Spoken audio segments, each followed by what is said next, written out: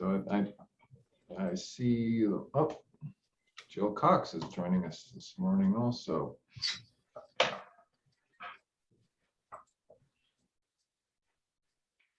Okay. We're good to go. I think we're good to go, right? Okay, Yes. so how I think we've got people might not know yet in the group today, so we probably should do brief introductions. So being as I'm talking at the moment, I'll kind of take the lead. I'm Pat Frost. I live up in the Covington Mill Trinity Center area and am part of the collaborative facilitation team. And then take it to Kelly. I'm Kelly Sheen. I'm the district manager for the Trinity County Resource Conservation District and also part of the facilitation team for the Trinity County Collaborative group. And I'll hand off to Mike. Morning, everybody. I'm Mike McFadden, Wilderness and Trails Program Manager here for the Trinity River Management Unit. And I'll push, I'll call people out. Susan and Ross. Hi, I'm Susan Molyneux. I'm a public member of the collaborative and I work with Trinity Trail Alliance. Ross Molyneux, ditto. All right. A new face to most of this group, I think. Jack Leinhard, Watershed Center. Yes. So I'm Jack. I just moved to Trinity County a little over a year ago and just started with the Hay Fork Watershed about 2 months ago now. So I'm really excited to get involved and start making a difference out here. Thanks for joining us, Jack. You are part of the rec folks there at the Watershed Center, working with Josh Smith. Correct. Working under Josh. And yeah, so I'll be leading the youth crew in Weaverville once the funding gets fully approved for that, and working directly with Mike over at the Forest Service as well. Awesome. Awesome. Well, welcome. Thank you for joining us this morning. Sarah.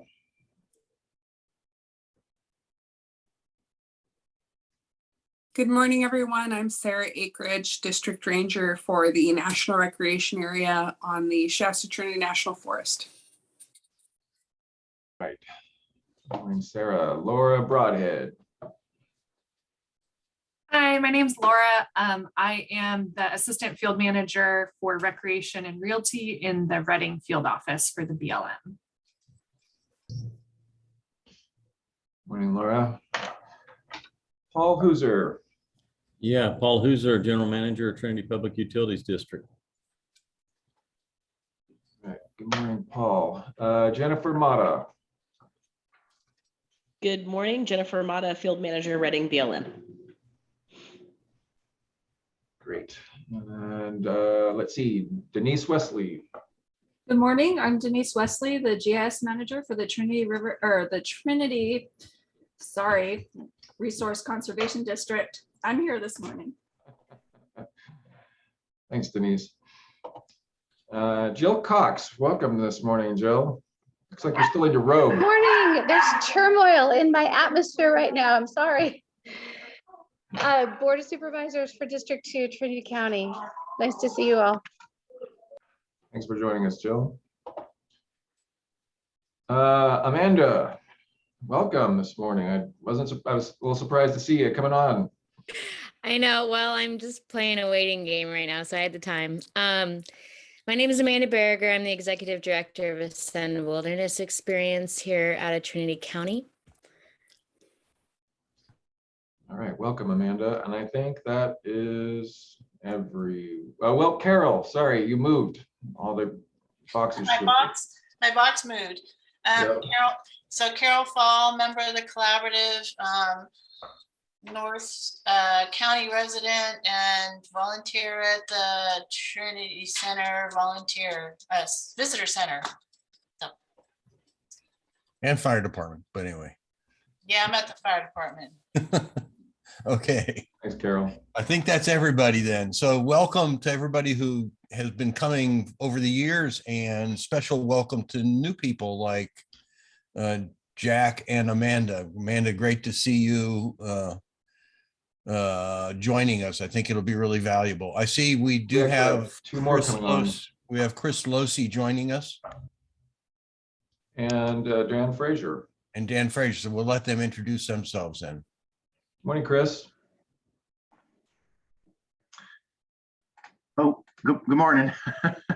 Looking for the keys here. Yes, good morning, everybody. Morning, Chris. So who you are? Oh, sorry.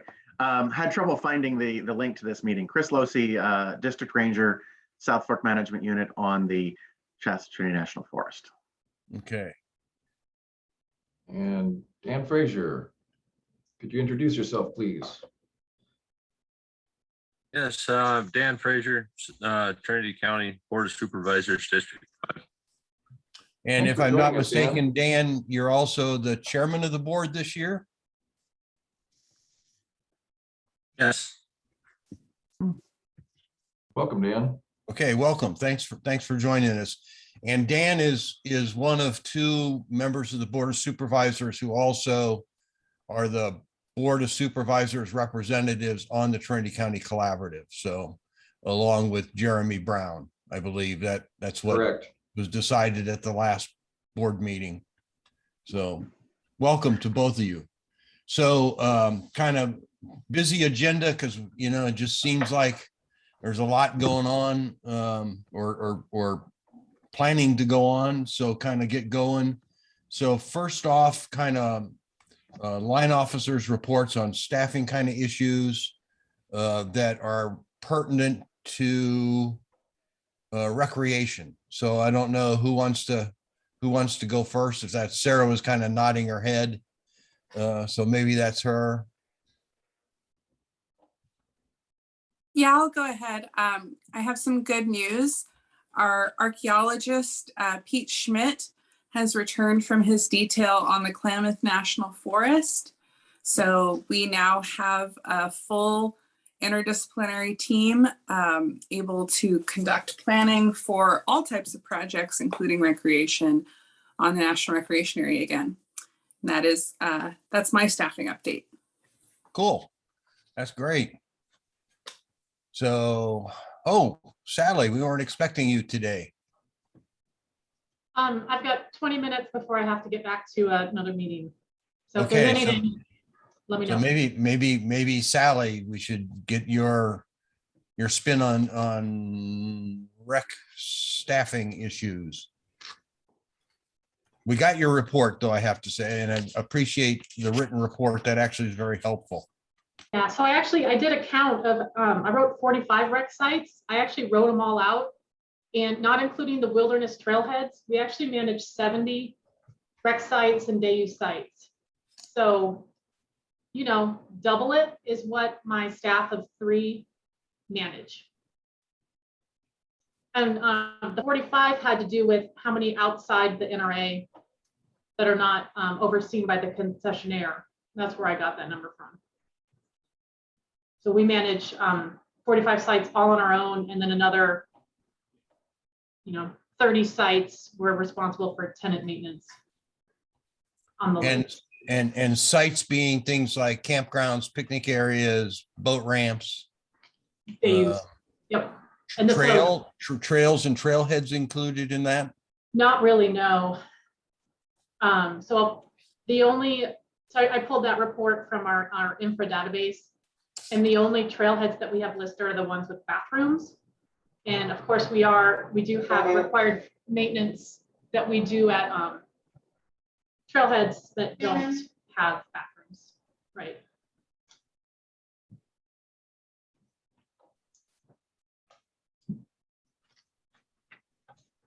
And in your report, you noted though that you were able to you just hired somebody new.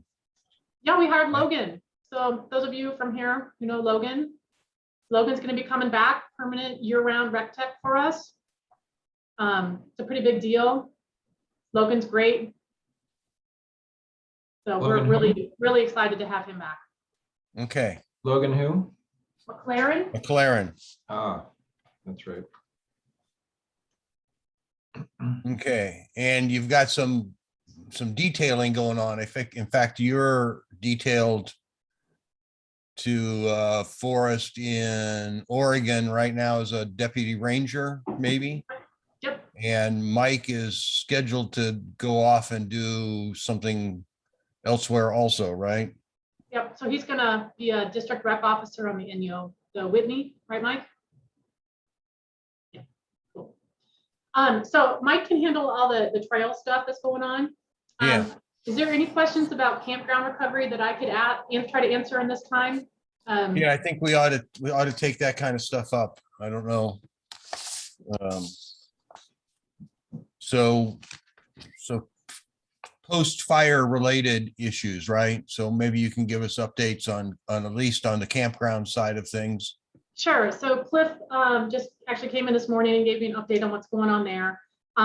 So process-wise, we were able to apply for money through the Burned Area Rehabilitation Pilot Program through the region, which covered a lot of the infrastructure rehab for the August complex. That money was awarded a year ago and it expires in 2 weeks. There are still logs at the campgrounds. So our ability to really get in there and get to work has been pretty drastically delayed by the logging operations. It's outside of our control, right? It's a Trinity River Lumber purchased it and they're meeting the terms of their contract. That's just what we have to work around. So they are right now they're focusing. Which campgrounds are we talking about? Forest Glen, Hellgate, Okay. and Scott Flat. So right now they're focusing on Forest Glen. That's the campground with the most amenities in that area and has potable water. So they've been down there trying to work around the logs, rehabbing that campground to open up first with the intention to have it open normal time. Hellgate was completely annihilated by the fire.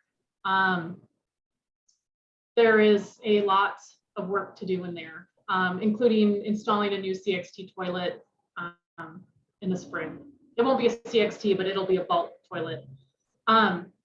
So because our money expires in 2 weeks and there's a lot of work to do, I've put a significant portion of those funds into an agreement with the CCCs out of Reading and Wairika.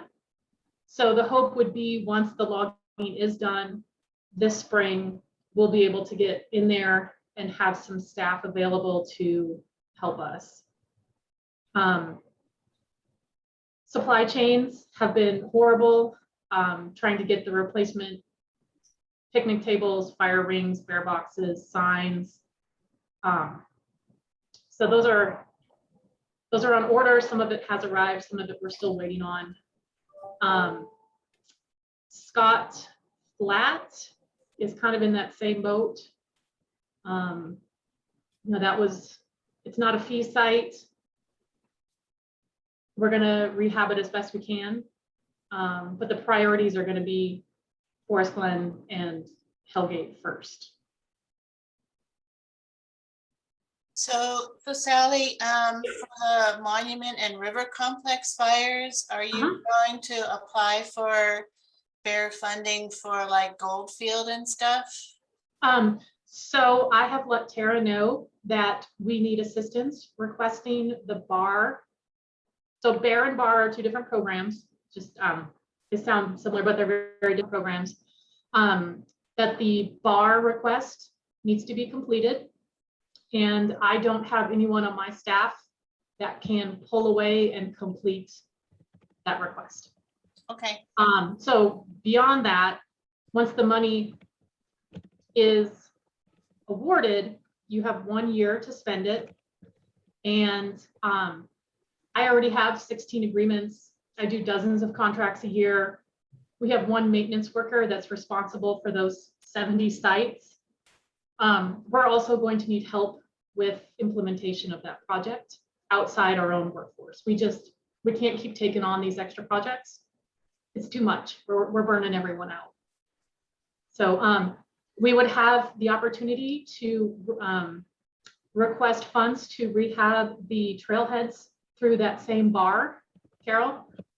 So pretty much anything that, any infrastructure that burned, that would be the appropriate funding source to request money for that.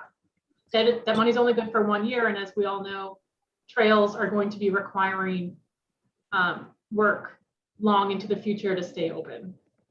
So that won't be available for that sort of work. We also have the McFarland. There's some work that needs to happen on the McFarland too. Rat Trap Gap burnt down. Everything is gone at Rat Trap. It says it's a trailhead, but there were also 6 camping sites there and a vault toilet. So that request would need to happen also.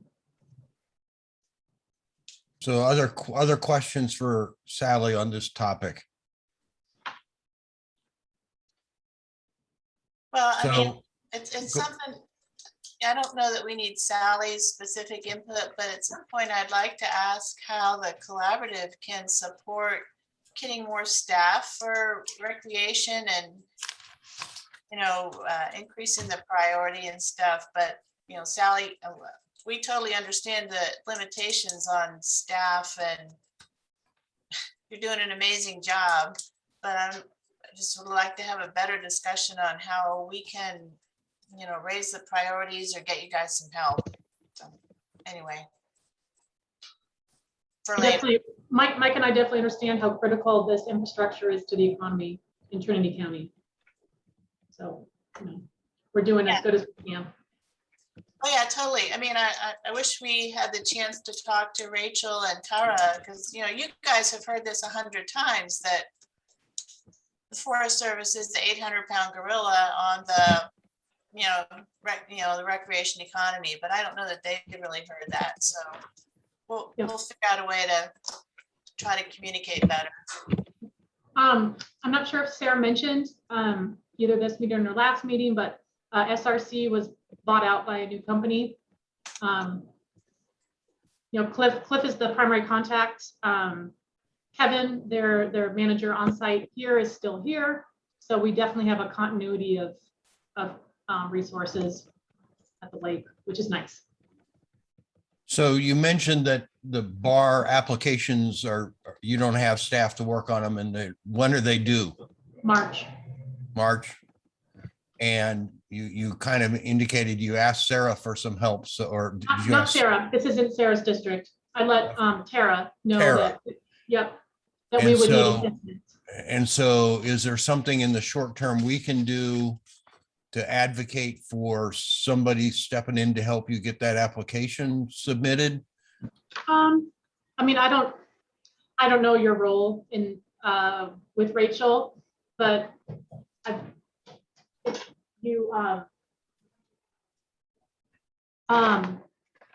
you let her know how important the recovery of the campgrounds and infrastructure is, maybe she there. I don't know. Yeah. Got it.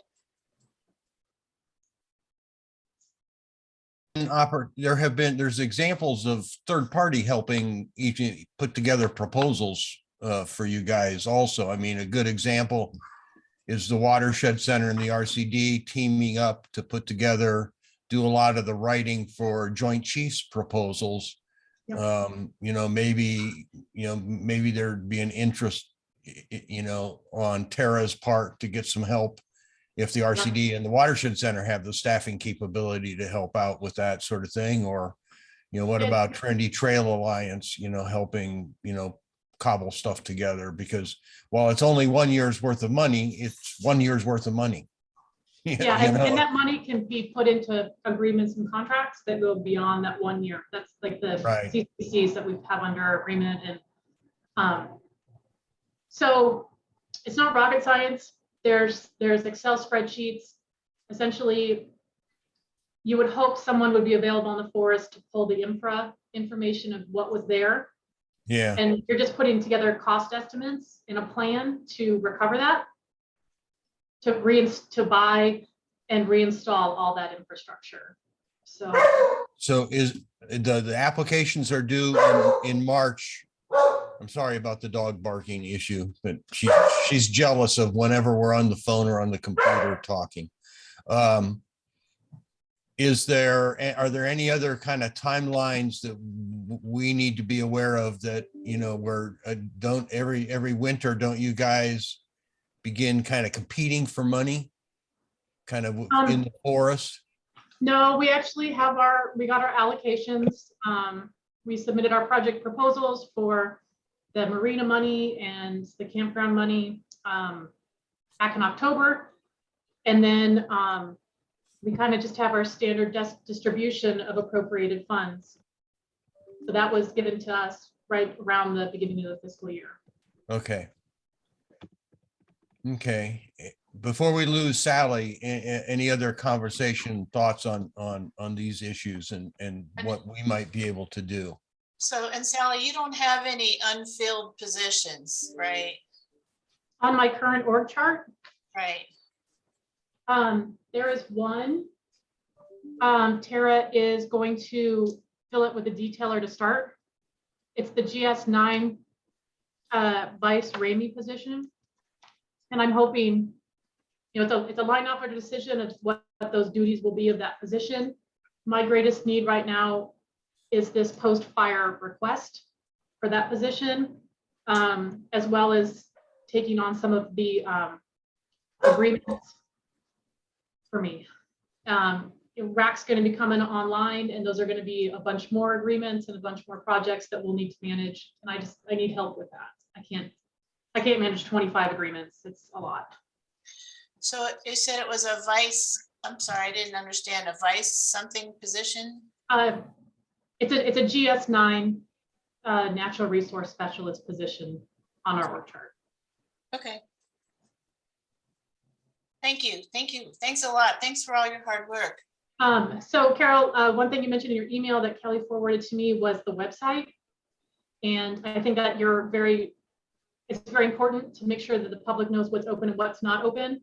And I don't know if you would have time and capacity to work with our PAO shop, Public Affairs, down in Reading, to try to make some like on our forest homepage, like fire closure areas, or just to really highlight, if people go to the recreation site, don't go to these areas, right? I mean, there's just too many hazards.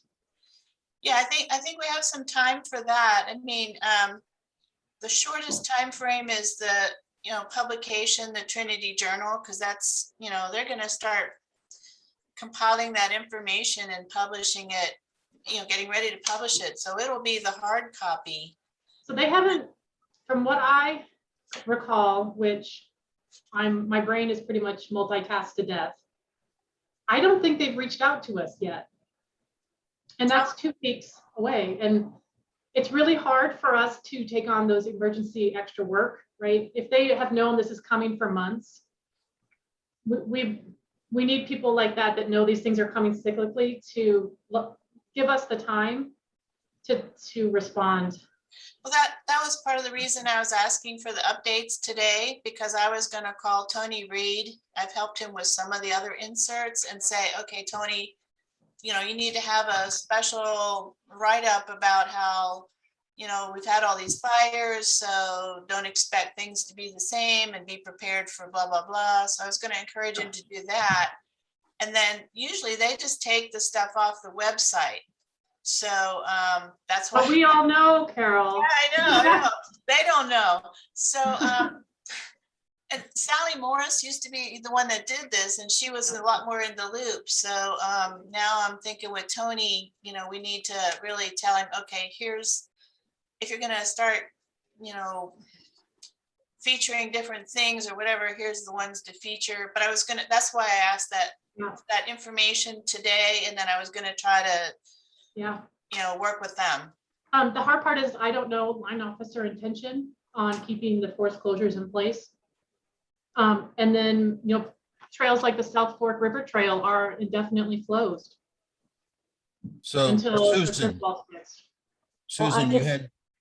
I just wanted to mention that the deadline for that recreation publication is January 28th. Right. So I mean, it's really important to get something going. Yeah. Okay. Okay. Well, Sally, got one. I think we've probably eaten up your 20 minutes. So really appreciate you joining us, even though you're supposed to be working on a different forest right now. So, Yep. So so Mike thanks. can give you all the trail info when that comes up. Okay. Okay, great. Thanks, Sally. Bye, everyone.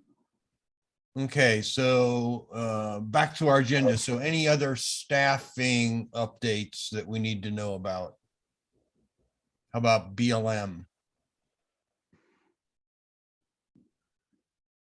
I don't think we have any staffing updates. It stays the same for us. Unless Laura has something that I might have missed. We're fully staffed in recreation, so no big issues at this point. Okay. Yeah, I How just about- wanted to thank the RCD for being willing to publicize our openings too. I'm trying to get more local folks into our seasonal positions. So if anyone else has any suggestions on how to get, when we do have postings, how to get them out to local folks. I mean, honestly, the best way, if anyone is interested in a job, USA job alerts, tell everyone. That's the best way to do it, but remove the human factors. But if anyone has any suggestions for that, that's one of my goals, is to get more local people on my certs. So, and I just had a conversation about that with somebody on the forest, and the you know, by advertising locally as much as possible, Trinity Journal, Smart Center, you know, just through us, you know, to connect with the local community, being able to hire people locally, you know, if there is that gene pool for those sorts of positions, it solves one significant problem, which is housing. You know, trying to bring people into this area is a difficult thing, because, you know, not only is it hard to like basically shop outside of the area, or, you know, regionally or whatever, or across the world, but, you know, it's kind of like bringing people into this area is one thing, you know, for a job, but like if they can't find housing, that's a real problem. So I highly recommend that the agencies start to try to, you know, fly these positions in the local populations, because you never know what you're going to find. And if people are already living here, then that's one less major, you know, detractor from bringing people into the fold. So highly recommended. So Yeah. Chris, go ahead, Laura. oh, just if anyone has any ideas on how to do that, like I'm open to it. I think one of them, getting there is hard. yeah, I think what makes it difficult for the federal agency is having to work through your public information offices, which are overwhelmed oftentimes, versus you just typing up a little paragraph and sending it to the Trinity Journal saying it's time to apply for such and such jobs, go to this website. Yeah, you know, I'm going to be honest. I don't think newspaper advertisement is going to be functional, just because of the timelines. You know, if it's only open for 2 weeks and the training only comes out every 2 weeks, like I can't, or every week, like it just, that doesn't line up. But any other like local resources that people check, like college has a job board. If there's local job boards that I'm not aware of, like let me know, and I'm happy to post that sort of stuff. Okay. So Chris or Mike, any staffing kind of things that relate to recreation? I'll go. You know, everything relates to recreation in one way or another. But we do have, we lost both of our front desk folks. I'm at the Hayfork office today, and somebody came by and said, every time I call, it goes to Reading, and that's because we don't have anybody to answer our calls in Hayfork. But we are getting somebody on the 31st. And we are advertising at the end of the month, around the same time, I believe, a third time's a charm for an office manager. So I think we'll be able to offer that to the general public, and that one may be the one where we put the thing in the paper, and definitely tell the Smart Center. because we are looking for an office manager. I think Tara is as well, but we're a little further along because we've been trying to fill this position for a year now. We finally offered the hydrologist position, the Vice Schmergy position, and I'm looking forward to filling that. We are now down to, we now don't have any archaeologists on the west side of the forest. One left about a month ago and one left yesterday.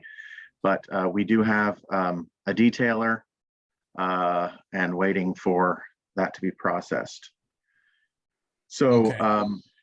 and I also wanted to, I was just thinking about how to phrase this. You know, we are talking about at the forest level, we are having discussions about our organization. And I was, gonna throw this out to the collaborative. We don't currently have any recreation employees on the South Fork Management Unit. Now, I've been toying around with the idea of getting one or two as a way to kind of balance out the recreation workload. Certainly the great majority of the work is on the TRMU, and Tally does an excellent job. But there is some work on the, and Sally does an excellent job of caring about both districts. But I've been thinking about, well, might there be some sense in having one or two recreation folks work on the South Fork as a way to kind of have better representation of recreation across the forest? So just wanted to throw out there and see if the collaborative has any thoughts on that. If we're getting more money, if we're getting more ability to hire, would that be a benefit? That's it for me. Okay, any thoughts, folks? I would very much agree with having someone for the South Fork Management Unit, simply because Sally's staff is so incredibly stretched thin, as she was mentioning earlier today, as well as in her written report. And it's certainly a lot easier as far as commuting wise to get from Hayfork down to, say, Forest Glen or over to Harrison Gulch, that type of thing. So, I mean, if we could have somebody stationed in Hayfork, I mean, of course, that would also save on gas just from an environmental standpoint. I feel like there's a lot of benefits to giving more attention to the South Fork Management Unit. Okay, great, So thank you. I'd very much agree with that. I mean, all the same reasons. Well said, Jack. Yeah. Mike, go ahead, Carol. I say bottom line, the Trinity National Forest part, the west side, just needs more recreation staff overall. I mean, wherever they're assigned, they just need more recreation staff. Bottom line. Sorry. No, that's okay. Mike, any staffing things on the trail side that you want to bring up? Is there anybody besides you? Yeah, and I'll definitely agree with that last statement. We need more bodies overall. I know at one time my position was signed in 22 patients and it's signed in 7 now. So that's just, gives you an idea of how cut back we have been cut. But a big issue that I'm dealing with right now is I'm doing all of our hiring for trails here, as well as on the Inyo for the Mount Whitney. And it's come to light that for the entire region, for GS5, 6, and 7 trail positions, there's a total of about 70 applicants. So we're going to be fighting everybody to get people on board. So I don't know how that's going to pan out, but there's not many people that are in the hopper for these jobs. We do have money to do some work, but I'm concerned with the ability to hire at all because there's no applicants there. And then another thing that's kind of hurting us this year is the last 2 years, we kind of creatively used the CARES Act funding to pick up people. We had at least 9 last year and something like 11 the year before. And it was awesome. We were able to hire local people and just pick them up and get them to work. And we don't have that authority this year. So that's going to hurt. We're going to be 9 less this year throughout the summer. But I can get into all the rest of the trail stuff when it's my turn to talk about trail stuff. But as far as hiring stuff specifically, those are issues that I'm concerned with. Okay. Any questions for any of the agency folks at this point? If not, I kind of put the next agenda item, and because we tend to seem to like delve into Forest Service stuff so much, put an agenda item for BLM updates, just overall for recreation. So Laura and Jennifer. Go ahead, Laura. I thought that might be what you would say. The only update we have is, well, I guess I have two. We presented on our business plan last time around at this meeting. Thank you all for your thoughtful feedback on that. We're updating some things here and there with comments we received. Overall, we didn't receive a ton of comments, about par for the course for us. And we're updating that, and there's some, headquarters shenanigans that we'll have to work through. So I don't really have an updated timeline on that, unfortunately. The other thing, I don't think we've mentioned in this forum, but as part of that business plan, we mentioned that we're going to try to upgrade Steiner Flat Campground. And that upgrade requires some NEPA. So we are embarking on a kind of Trinity developed rec site upgrade EA. This is really just kind of pre-notice about it. I'll be sure to send when we have our scoping periods and review periods, I'll be sure to send that. It's a few simple things like putting bathrooms, like a bathroom at Grapevine, I think would be highly useful. And then upgrading that Steiner Flat Campground. And then the other thing is a riverfront trail along Steiner Flat Road. So a non-motorized trail that folks could use that would connect all of our recreation sites there along Steiner Flat Road. That part is probably the most up in the air in terms of the NEPA, just because there are some steep sections and it's right next to the river and all that. But yeah, that's kind of a broad overview, and I'll be sure to send out the specific stuff to this group to review when those review periods are open. If anyone has any initial thoughts or comments, though, I'm happy to hear those now. Great. Any questions, comments, thoughts for Laura and Jennifer? No. So was that the two things or was that one thing? That was the two things. Okay. I thought it was, but I just wanted to double check. Okay. Well, thank you guys. Yep. So Sarah, just a quick update on the concessionaire request for proposal process. Yeah, absolutely. So Sally mentioned a big piece of news right at the beginning with the concessionaire. SRC has been acquired by, oh gosh, they have a really generic name. It's something like recreation management. It's very generic, but they're a big nationwide concessionaire that have a lot of Forest Service and Park Service sites. So we are in the process of transferring that permit.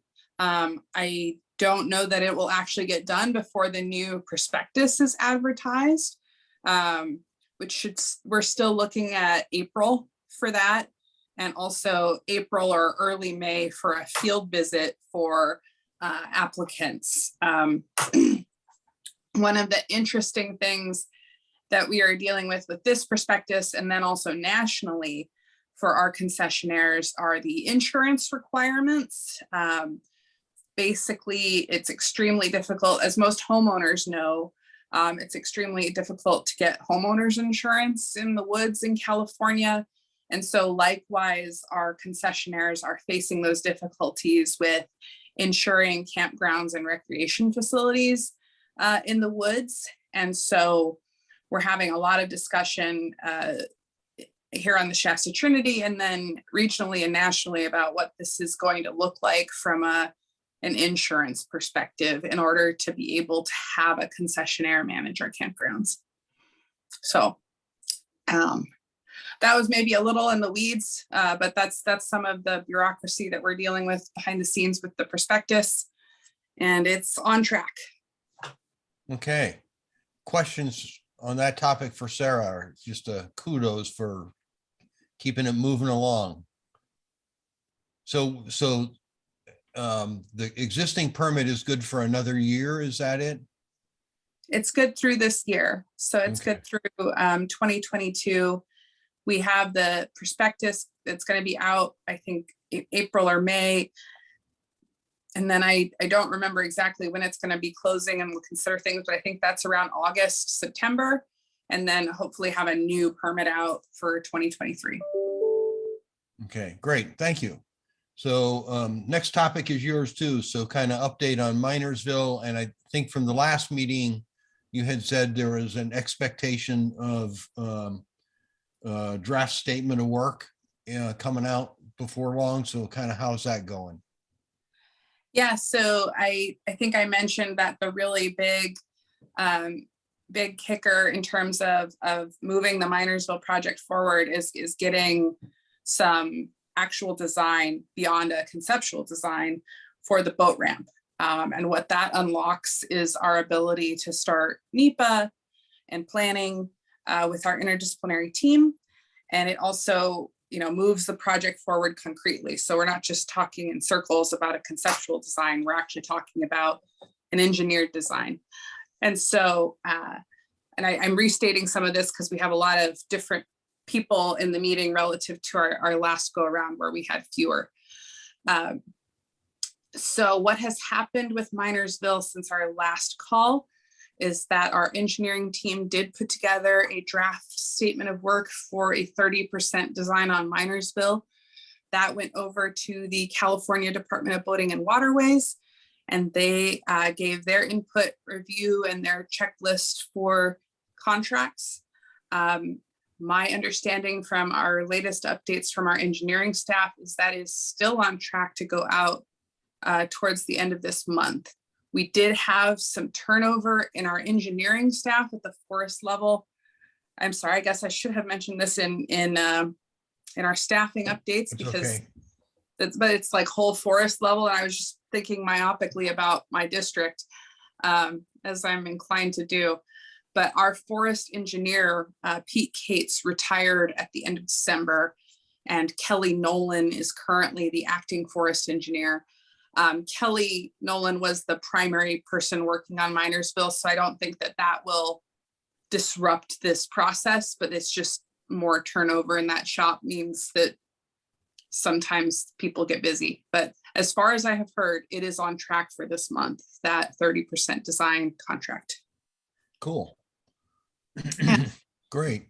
Okay, questions on Minersville for anybody? I just want to thank Sarah for hanging in there on this one. It's been a tough road, so thanks for keeping it, pushing the rock up the hill. Yeah. Thank you, Carol. I appreciate that. Okay, anybody else? No? So the big, a fairly big topic. So post-fire stuff, Sally started to talk about that, but I think, I don't think we had boat ramps that were necessarily adversely affected or anything, though we don't have much water, but trails, trailheads, other infrastructure, that were affected, and just kind of, I think we're looking for some thoughts on where you guys think things are going to be, what the priorities are going to be for rehab this year and in out years. And Sally touched on some of that, funding of that, staffing of it, and how the main thing is how the collaborative, the rec committee can go to the full collaborative and get you guys some backup and some help and some advocacy where needed. So I don't know who wants to start with that. It seems like a lot of it's trails and campgrounds. So maybe Mike. I'd be glad to run down. I have to ask Mike. So did somebody actually have to twist your arm? I was noticing to get you to come to this meeting. I was kind of noticing a black brace on your wrist. I've got one for each wrist. I'm only wearing one today. The doctor said I have exceeded the recommended weight recommendations of my arms repeatedly for a lifetime, and now they're broke. So yeah. Anyway, so old. Take it away. Yeah, so what we have in the hopper for trails is despite our wimpy staffing, we're actually going to get a few things done.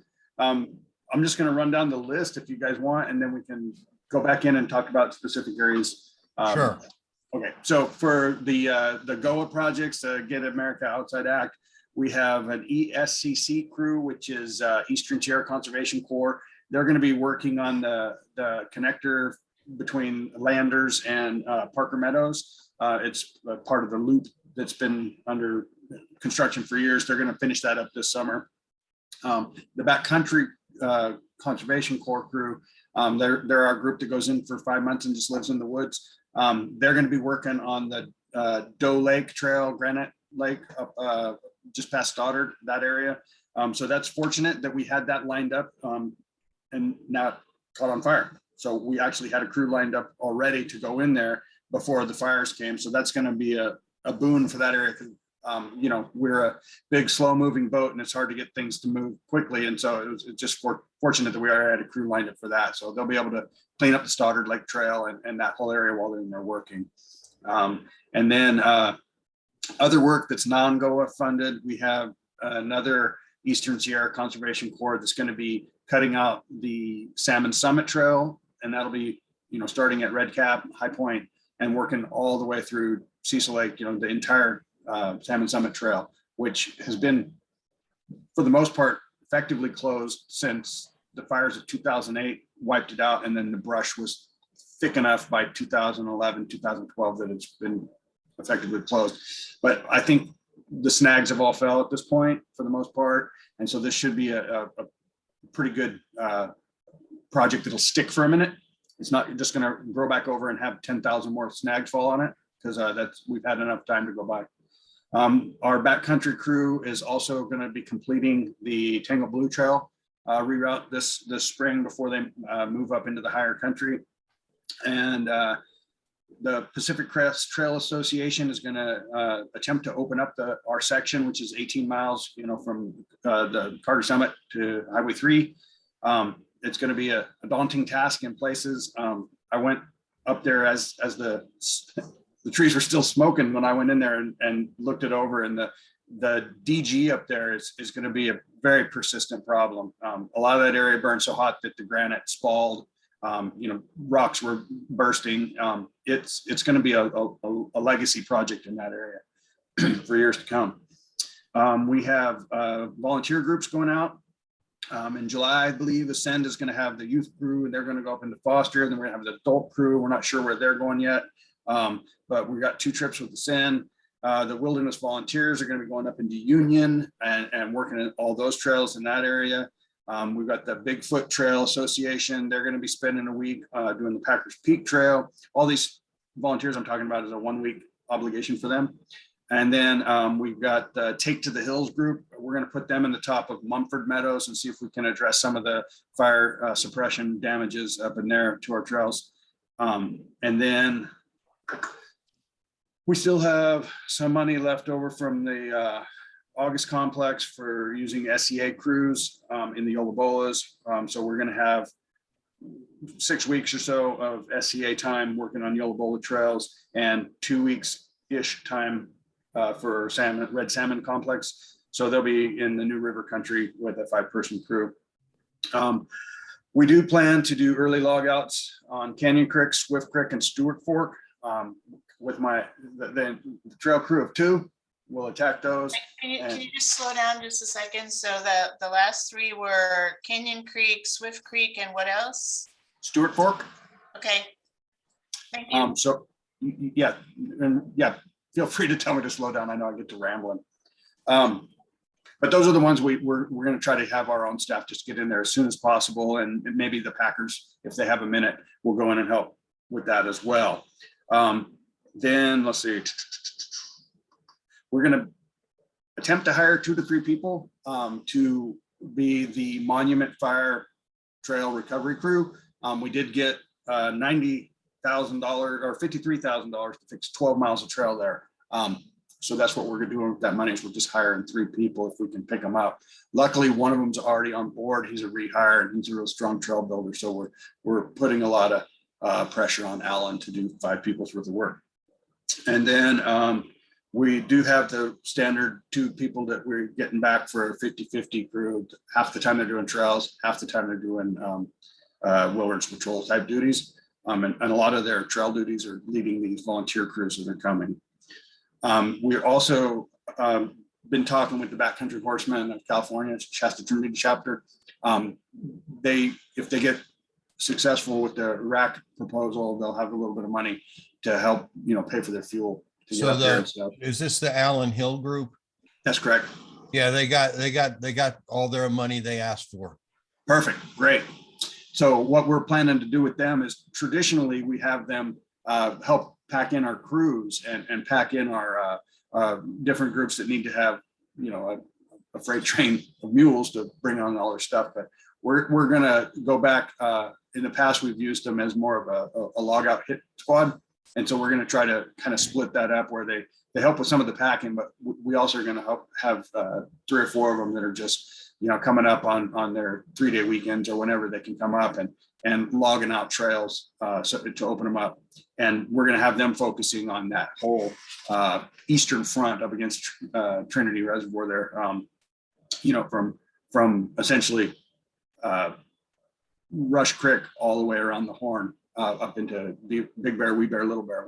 We would like them to cut out all those trails that didn't see heat.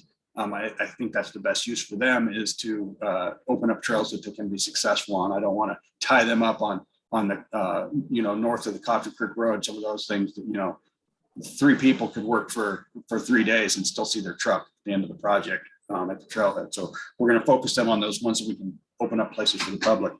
And then as far as trail closures, that's really not in my pay grade anymore, I guess. They're not asking me, so it's going to be out of the supervisor's office. But I'm anticipating that North Fork Coffee Creek, East Fork Coffee Creek, South Fork Coffee Creek, Sugar Pine, Boulder Creek, Lady Gulch, Adams Lake. Wait. So. So Mike, a thought too, Mike, maybe when we're done, if you got that list, it seems like you're reading, you could send it to Kelly to send out. Sure, I can do that. No problem. Yeah, just because if I'm gonna go try to talk to the Trinity Journal and tell them, don't put these, as being open in the recreation guide, it'd be good to give them the accurate information. Plus, we'll have that list in the North Trinity Lake Visitor Center. So when people come to the visitor center and they say, which trails can I hike on? We'll be telling them, okay, don't go to North Fork Coffee Creek. Don't go to South Fork Coffee Creek. So anyway, so you had North Fork, East Fork, South Fork Coffee Creek. Then what else?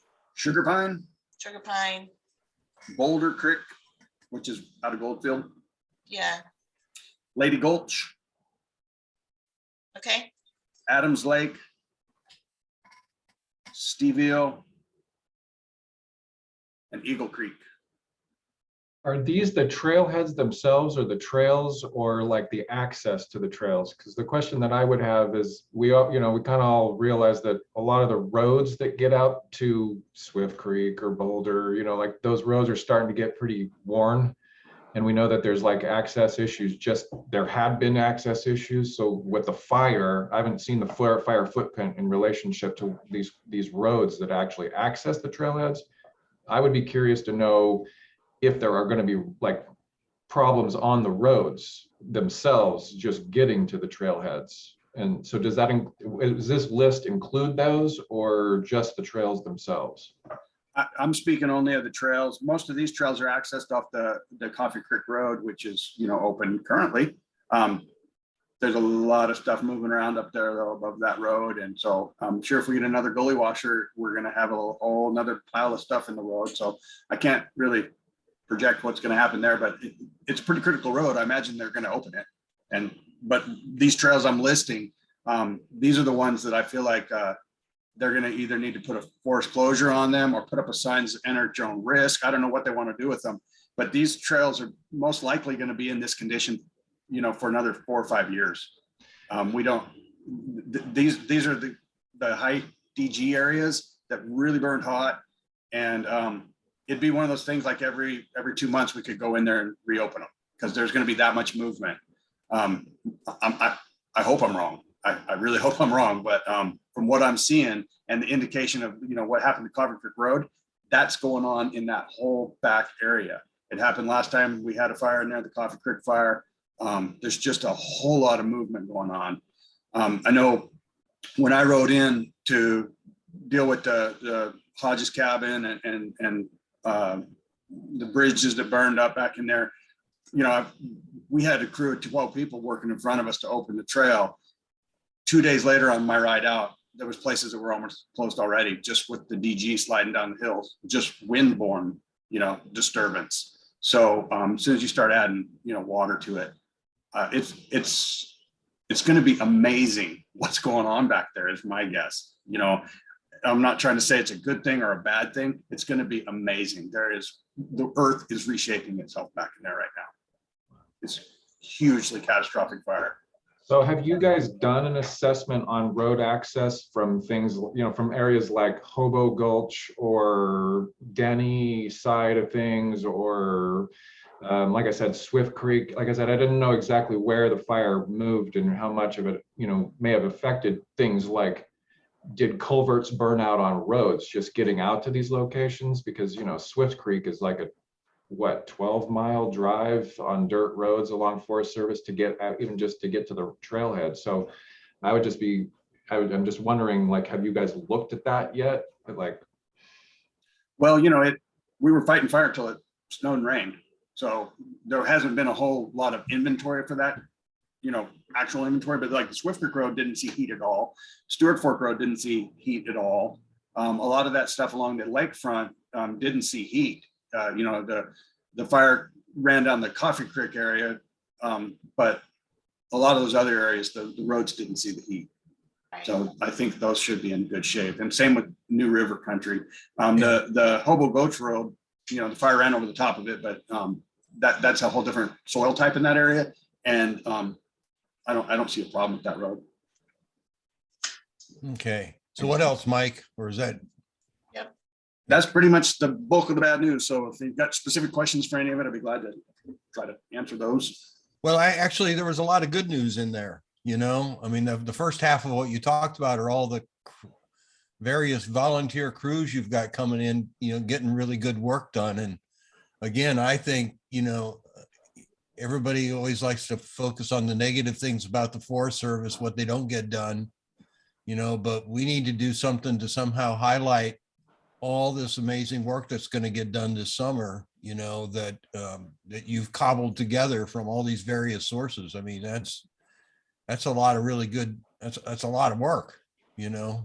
Everybody talks about how, you know, Forest Service doesn't have any, you know, doesn't have their own trail crews anymore like they used to have in the 1980s or early 90s, but you know, all those other sources are really pretty awesome. Yeah, appreciate you saying that. You know, anybody, Carol? Yeah, so Mike, I have like some lots of comments and questions, sorry.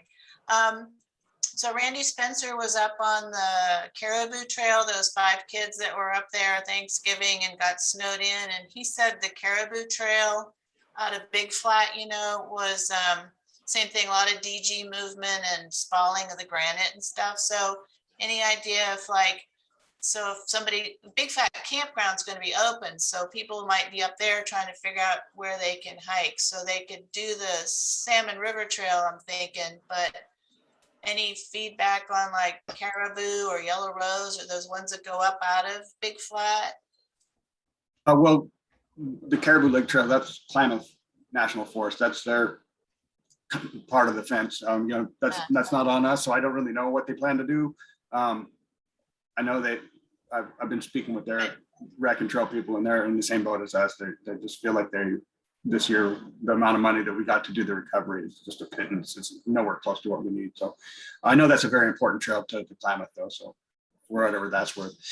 Yellow Rose, Dorleska, that kind of country, that'll be addressed when we send in groups into Union, and then that Take to the Hills group might be able to get into some of that. We're hoping to open them up. It'll all depend on what we see when the snow melts and what condition they're in, because we're definitely in a triage type of situation where we're going to try to open trails all the way that we can, and ones that we feel like we really can't do much to, we're not going to waste any widgets on those. We're just going to say this is going to be another battle another day. Okay, and then, there are some other rack proposals, I think, that just got funded or almost all the way funded. Do you know if any of those other, besides Ascend Wilderness, I think the RCD and the Watershed Center both had youth crews out there as part of their rack projects. Do you know if those are going to help any on your trails? Yeah, I think for the most part, those are going to be, in the Weaver Basin Community Forest, those trails, which we're seeing amazing things happening here. We've got staff working on trails this winter. And there's, Trinity Trail Alliance and the Redding Trail Alliance have partnered in, and the Hayfork Watershed Center. There's a lot of work going on here locally, and a lot of that rack money is going to be for local stuff, and it's really going to improve our trail system here. I think it's going to make it a very enjoyable for many people. So by local, you mean the Weaverville Basin? Yeah. There's some of that money going to be over in Hayfork as well. Yeah, I'm not there's really, a Ewing Reservoir, I think. Yeah. Trail is one. Yeah, that's more BLM-ish, I think. Yeah. It's involved with the public lands over there. Some of it's Forest Service, don't get me wrong, but I think BLM is taking a much larger lead with that. It's a bigger chunk of their public land they manage. Yeah, there's smattering of stuff worked across the county, but the bulk of that rack money, as I understand it, would be on the Weaver Basin trail system for the Forest Service side of it. Looks like you got something, Laura. Oh, I was just, yes, it is a lot of BLM land, but the Watershed there probably has the better pulse on what the status of those Ewing trails is. Yeah, we'll get to some during our partner reports. I think Jack's going to kind of give us what they've got some recent funding for. Yes, I'll give you what I know. Of course, Josh will have the biggest scoop. So if I can't elaborate on things, then he would be by far the best person to talk to after the meeting. Okay. Great. So Carol. So Mike, in terms of trying to get the information out to the public, any idea when the supervisor's office would decide on the trail closures and that kind of stuff? No, I'm not going to wager a guess. Okay. I think to further that along as collaborative facilitator, I just need to send Rachel an email saying there's this deadline for the recreation guide. Can you help us out with, what you think the closures are going to be? Yeah, that would probably help. I know I saw in the meeting notes from a couple months ago that she had said that trail folks would be getting that information to the rangers soon. And the first I heard of that was the other day when I read the notes. So we're all pretty strapped. Yeah. Okay.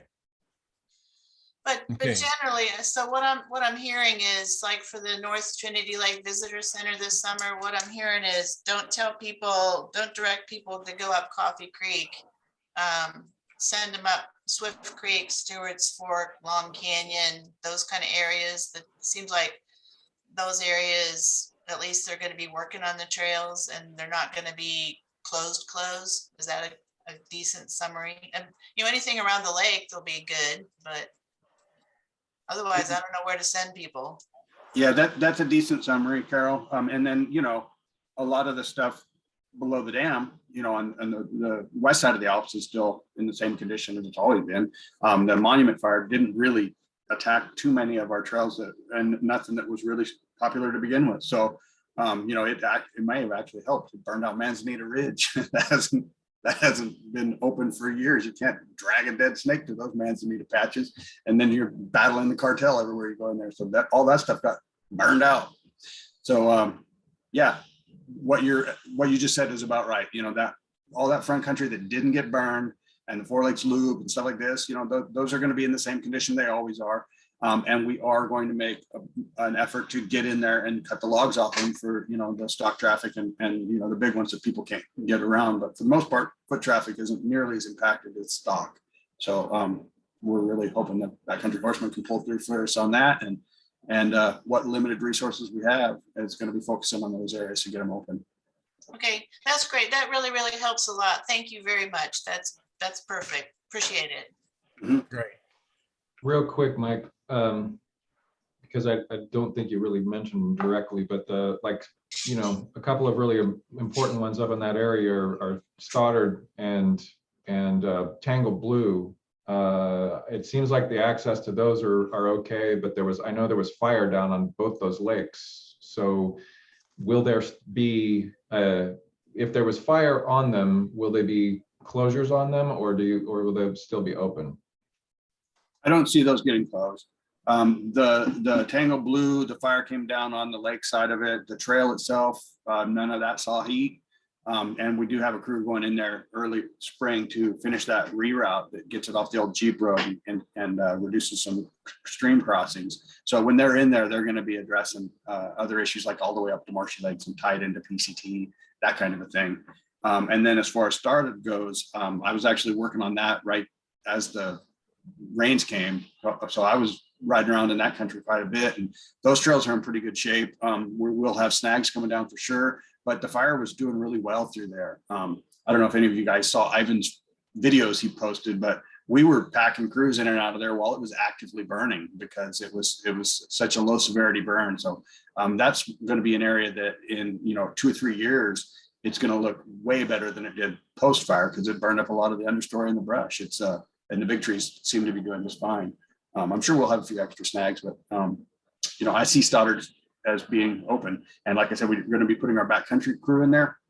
So any issues to the trail will be addressed by them as they work their way in. And we're going to camp them there at the Doe Flat camp, stock camp, and they'll be spending most of their summer in that area. So, Mike, speaking of Stoddard, do you think though the trail up, to Stoddard off of Coffee Creek Road might not be accessible? Yeah, that was on my list. Yeah, so it's probably Stoddard from the north side, it'll be available. Yeah, but coming up out of the bottom, I don't see that really being open for several years.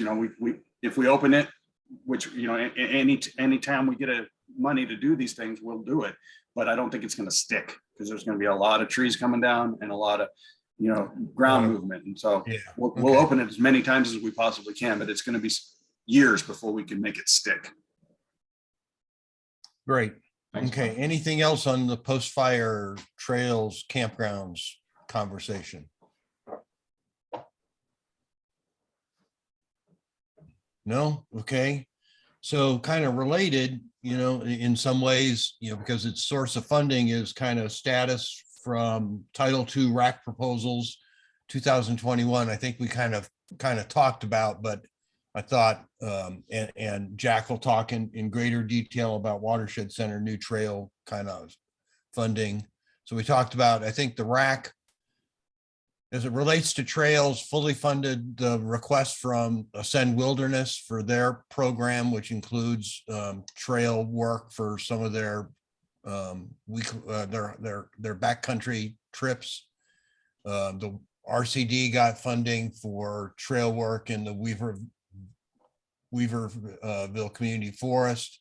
Watershed Center got funding for Weaverville Community Forest, Ewing Reservoir, maybe a little bit more. And the Backcountry Horsemen got fully funded for what their request was. But is there anything more that we need on what was funded recreation wise out of this latest round? And I have to thank, the Recreation Committee is well represented on the RAC. So Ross, Carol, and I are all on the RAC. So you got plenty of attention. But is there anything else related to that, or can we talk, maybe focus on what is it? We don't have a timeline yet for 2022, the next round, but it'll probably be this spring. So anything on the 2021, Sarah? Yeah, since I'm not as tied into the Trinity RAC as the Shasta RAC for obvious reasons, would you be willing to send out a list of the approved projects in advance? I'm waiting for our partnership coordinator to get Oh. that finalized. Okay, I'll bug LaJean. That's fine. No, I'll bug him. But the other, I guess, recreation related one was a little funding for Bowerman Barn. That proposal went through also. Yeah, and now that Pete is back, Carol, I'm hoping the three of us can set up just a small meeting to talk about all of the different funding and project pots going to the barn and make sure we're leveraging those opportunities well. Yeah, that would be great. Thank you. Yeah. Yeah, and I've been working on my little draft of the sign, so I'm so glad he's back. I will send him, and hope he won't laugh. So.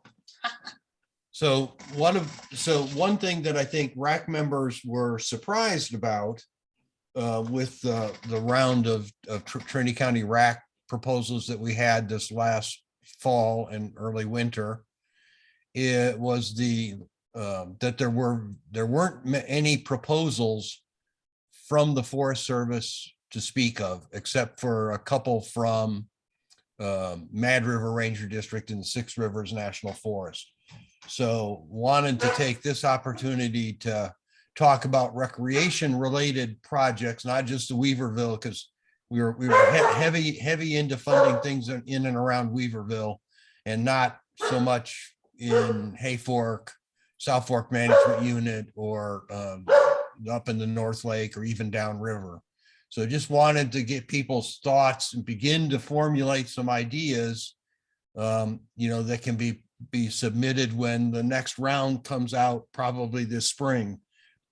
There'll be less money. We had 2 years worth of money that we were allocating this last round, and this round will only have half of that.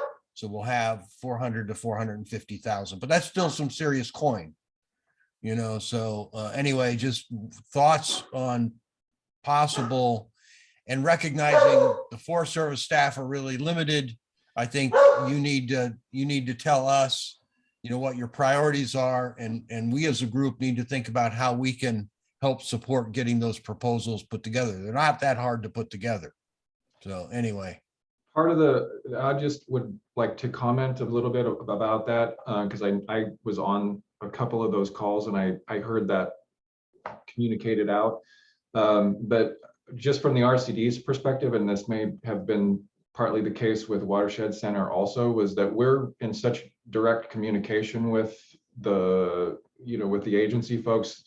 A lot of times if there were, desired projects on the forest that wanted to get done, and with the lack of capacity that the forest currently has, the partners like the RCD or the Watershed, I think, sort of stepped in to include those particular proposals, the ones that sort of rose to the top with regard to that.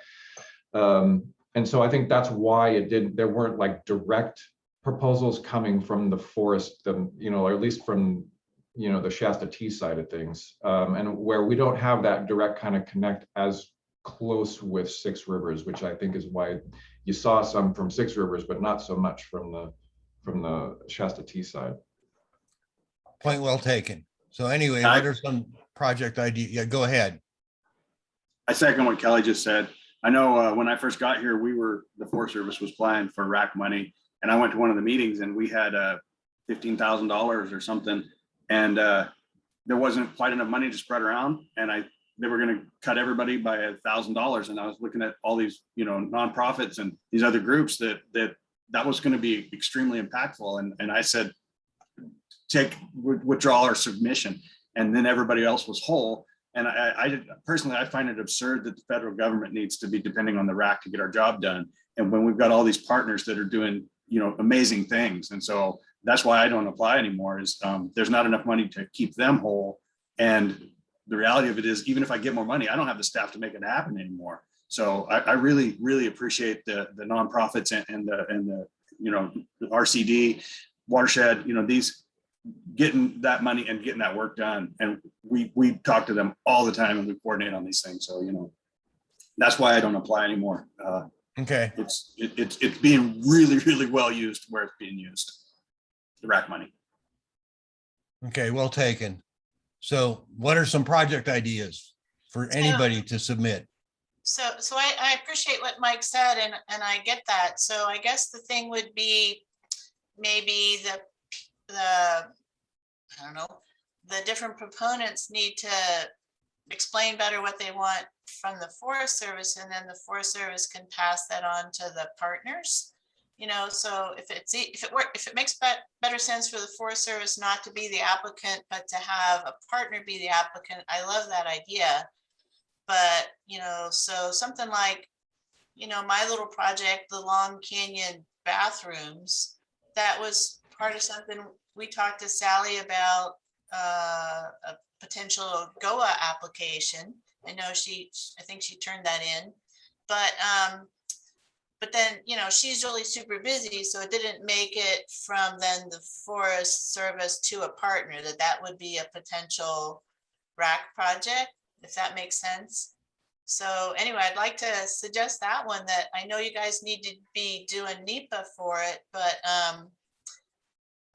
maybe a RAC proposal for a third party to do NEPA to approve the parking lot and the bathrooms at Long Canyon. Because I can see with the fires, post-fire, that from the North Lake campgrounds, if you can't go up Coffee Creek, okay, so we'll send people up Swift Creek, but then the next biggest trailhead from that North Lake area is Long Canyon. And so, and there's no parking there, and it's just, you know, so anyway, I would think if the Coffee Creek trails are going to be out of commission for a while, maybe we should look at beefing that up. So maybe you guys could think about submitting that as a NEPA, you know, funding request for NEPA for Long Canyon trail improvements. That was my. And I think that came before the Recreation Committee initially with the Forest Service's proposed fee schedule, that one of the things was that some trailheads would have a fee, but for those trailheads to have fees, they have to have infrastructure like bathrooms. I know there's a slew of them on that side there that we have been pushing to have road improvements as well, and paved parking lots. You know, I think it'll make a big difference, because you know all these trailheads across the board, they're just wide spots with a little sign that says here's the trail. You know, we were never really, we didn't build the infrastructure that would support the use we're getting right now, and so it's definitely on our radar. And I'm not sure how the RAC could push that along. I'm not saying it can't happen. I just don't have an example of what you could be doing to make that faster. If we ever get to the point where like, okay, we're doing it, then for sure, if the RAC could fund that toilet for, you know, $150,000, that's a widget that you could buy. But right now it's a big process to expand a parking lot and to pave a parking lot. And, you know, it's an engineering issue, roads issue, not so much of a trail dork like me, but yeah, it's a big issue, and I hope we can get it solved, because it's a problem. It's a big problem. Like another one is Stony Point. You know, that trailhead used to be able to go up there any time of the week, and we can turn a horse trailer around. And anymore, we're finding we have to turn around half a mile away from the trailhead. That thing is just amazing how many cars are up in there at times, and it's literally a wide spot. So would the Recreation Committee talk to Tara and ask Tara, so some of these you know, trailhead improvements, would the Forest Service be willing to talk to the partners and see if the partners would be willing to submit a RAC application to do the NEPA? I mean, how do we kind of move this forward? I mean, is it a Tara request to the partners? Yeah, it's way outside of my pay grade. So yeah, definitely moving it up to the line officers to move up to the, you know, supervisor's office staff, which in turn goes to the regional office staff, because, you know, these are like that level of decisions. It's a huge thing to expand a parking lot. I think paving them and stuff like that's going to be a little bit easier, but you know, adding a toilet seems simple. You go in and you dig a hole and you put the toilet in there, but then who cleans it? Who pumps it? You know, those are the long-term legacy things that are cutting our throats in places. But then the cost of not having a toilet, people are using the trailhead itself as the toilet. And in theory, the adding the infrastructure is what gives you the ability to then charge a fee, which then helps you fund the person that has to do that maintenance. That's the theory. That's the theory. Yeah, Okay. well, I know that one of Sally's, like, one of the, she imparted to me that one on her list, wish list, and I think I've talked with Mike about this a time or two also, is like, you know, paving the parking area, say at the Spaghetti Bowl, for example, and putting in a toilet there, you know, because obviously that's going to be a high use, you know, it's near the Weaverville Basin Trail System. Kelly, you're gonna have to explain the Spaghetti Bowl because most Okay, people sorry. So just outside of town on the Weaver Bali Road, as you're kind of going up past the high school, here right outside of town, you go up maybe a mile, that road towards Weaver Bali, and the Spaghetti Bowl is an area that's an unofficial, you know, OHV location, but it's also like a primary trailhead for the Weaver Basin Trail System. And one of the things that she's wanted to do for a while, and there's actually more than just a wide space there along the road, there's kind of actually a parking area where people can actually park there.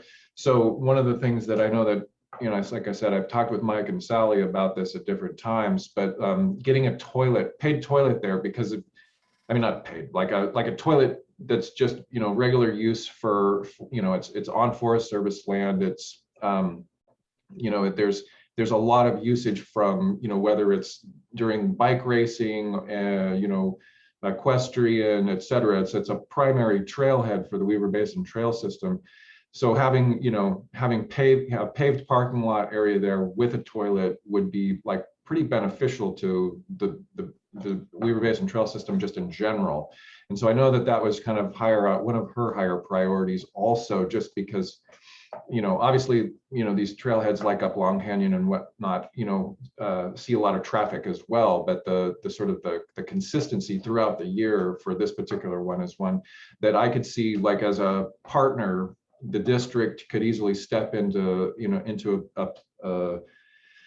the position of being the applicant for RAC or for other, you know, for some other funding to try to begin to address that particular need. And it's, you know, identified as a you know, important thing for, you know, the local use, you know, in use from outside the area. It's, you know, used for, you know, many of the various you know, races that happen along the Weaver Basin Trail System, et cetera. So that would be one that I could see, you know, that would be easy. And as stewards of the Weaverville Community Forest, on top of that, it just sort of makes sense that we would, you know, that would be something that I could see us being interested in doing as a partner for, you know, applying for additional funding Well, to get that done. So maybe we need to try to schedule a meeting with Tara and Sarah and Chris and say, you know, okay, these are the kind of projects that, you know, maybe the next go round of the RAC, you know, we'd like to see you guys consider asking somebody to submit the application for, you know, so, you know, I appreciate the Spaghetti Bowl, Kelly, but, you know, I would advocate for a project in the North Lake, because we got Zippo projects in the North Lake, you know, with the RAC. I mean, it was all, there's so much money going to the Weaverville Community Forest and the Hayfork Trails, and I'm just like, hey, but nobody submitted a project. So I think we could each kind of, you know, there's Covington kind of lobby. We could each lobby and then let the district rangers kind of say, okay, these are our priorities, and then, you know, see if they could get people to submit applications to the RAC. Yeah, and part of that would be also getting things put on the program of work for the Forest Service too, because obviously with the amount, I mean, the, you know, I think advocating with Tara specifically, I think would be important for any and all of these. Long Canyon, I think, is outside of Sarah's scope with the NRA. So like, having Tara basically hear that these are important things that we feel like we would be able to bring money to the table on and support the actual completion of, as far as capacity is concerned, is pretty important. And, but I think part of it, is going to require some assistance from the forest, when it comes to, getting NEPA, accomplished on these areas, whether they were simple, like simple paving projects and putting in a toilet or whatever, but there's still, something that might fall in a CE category. But I think there's, it would just, I think for this committee to basically make that approach Tara specifically, I think, would be probably, important to get to moving those projects along. Well, she might be saying what we really need funding for is the third-party NEPA to do this, because we don't have the capacity to do even the NEPA part. Right. So is a baby step first before you even start talking about paying for a vault toilet or something.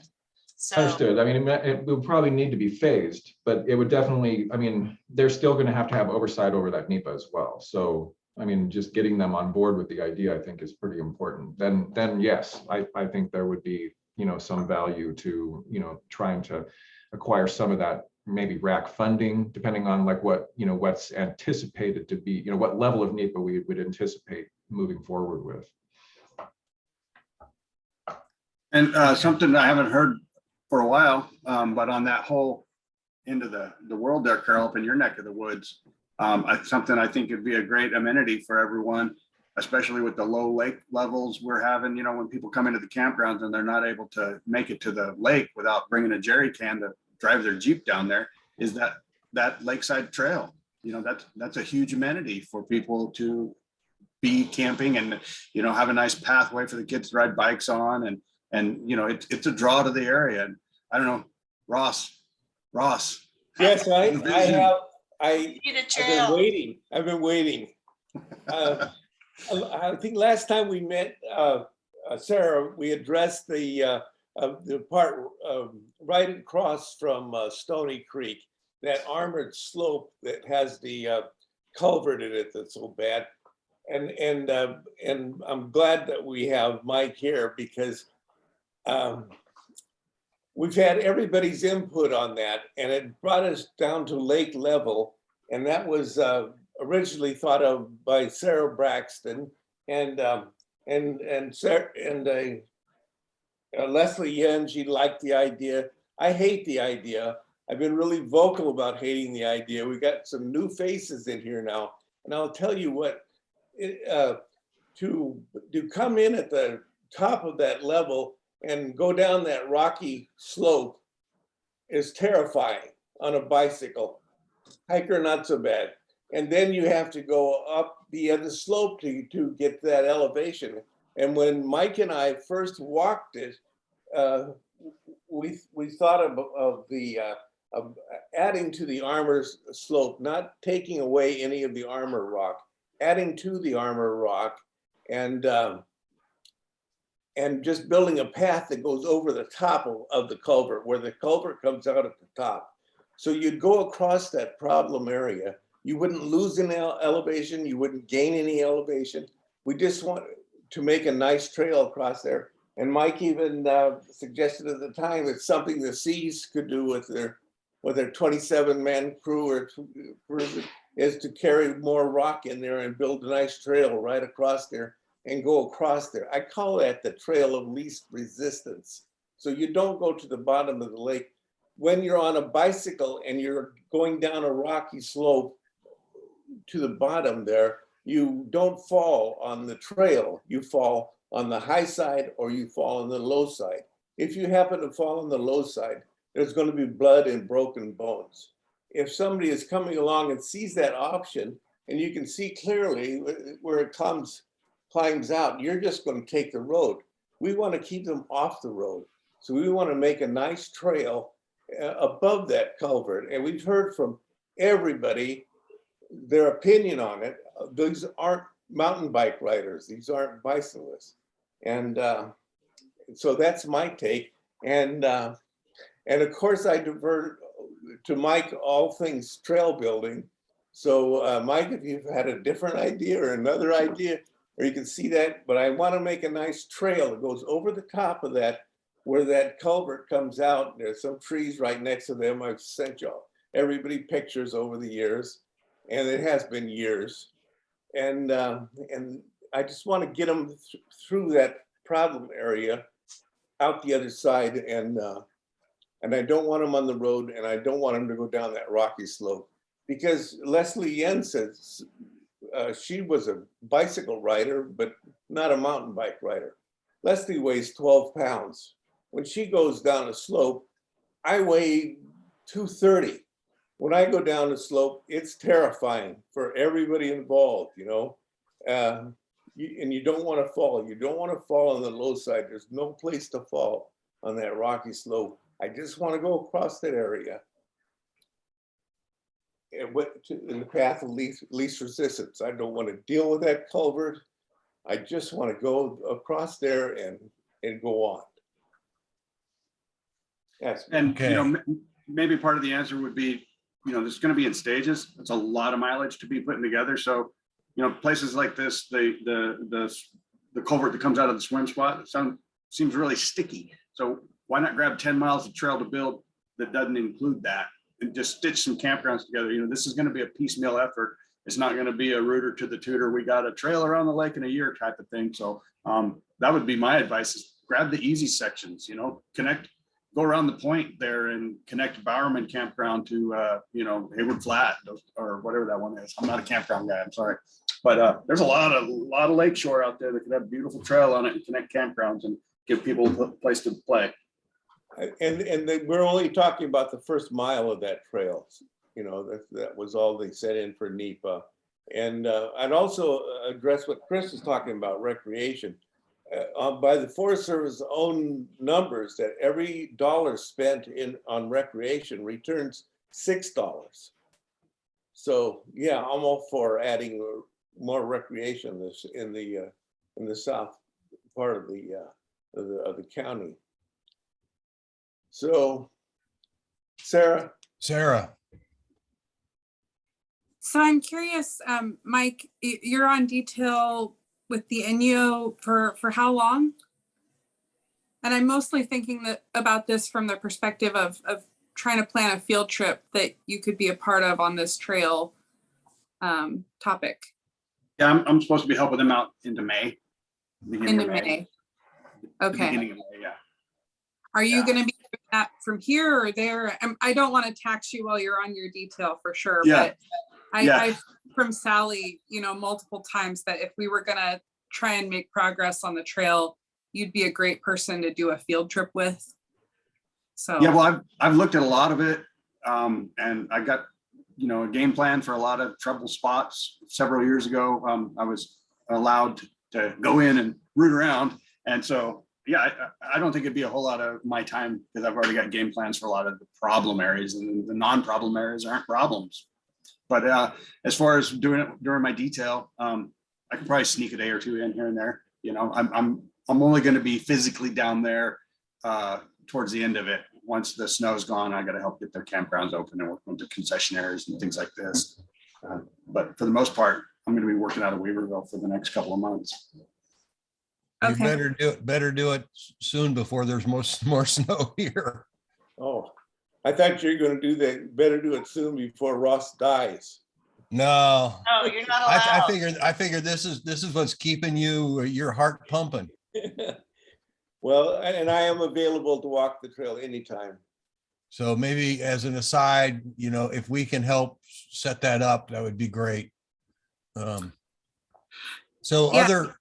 Other ideas. I mean, we don't have, you know, we got time, but we probably need to move on. But any other project ideas? Did Sarah have a comment? So I just had a random thought. So the Watershed Center is doing the Bowerman project, which is a fuels project.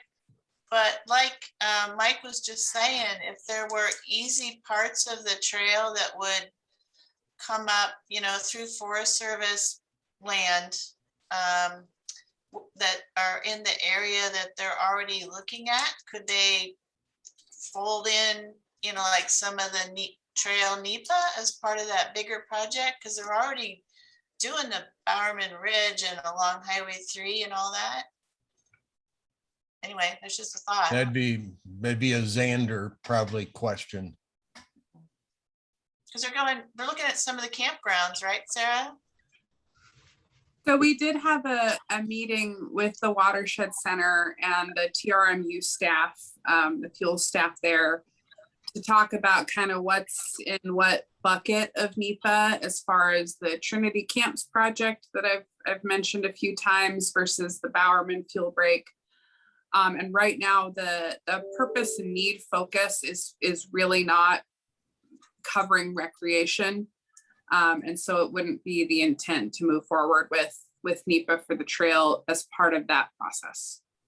No, I think there's a model for changing that. So the fairly recently signed NEPA for the Weaverville Community Forest Fuels Maintenance and Recreation Project was one where they decided, as long as they were going through, the Forest Service was going through all the analysis for fuels, they might as well try to cover recreation at the same time. So, but I'm sure that also costs more money.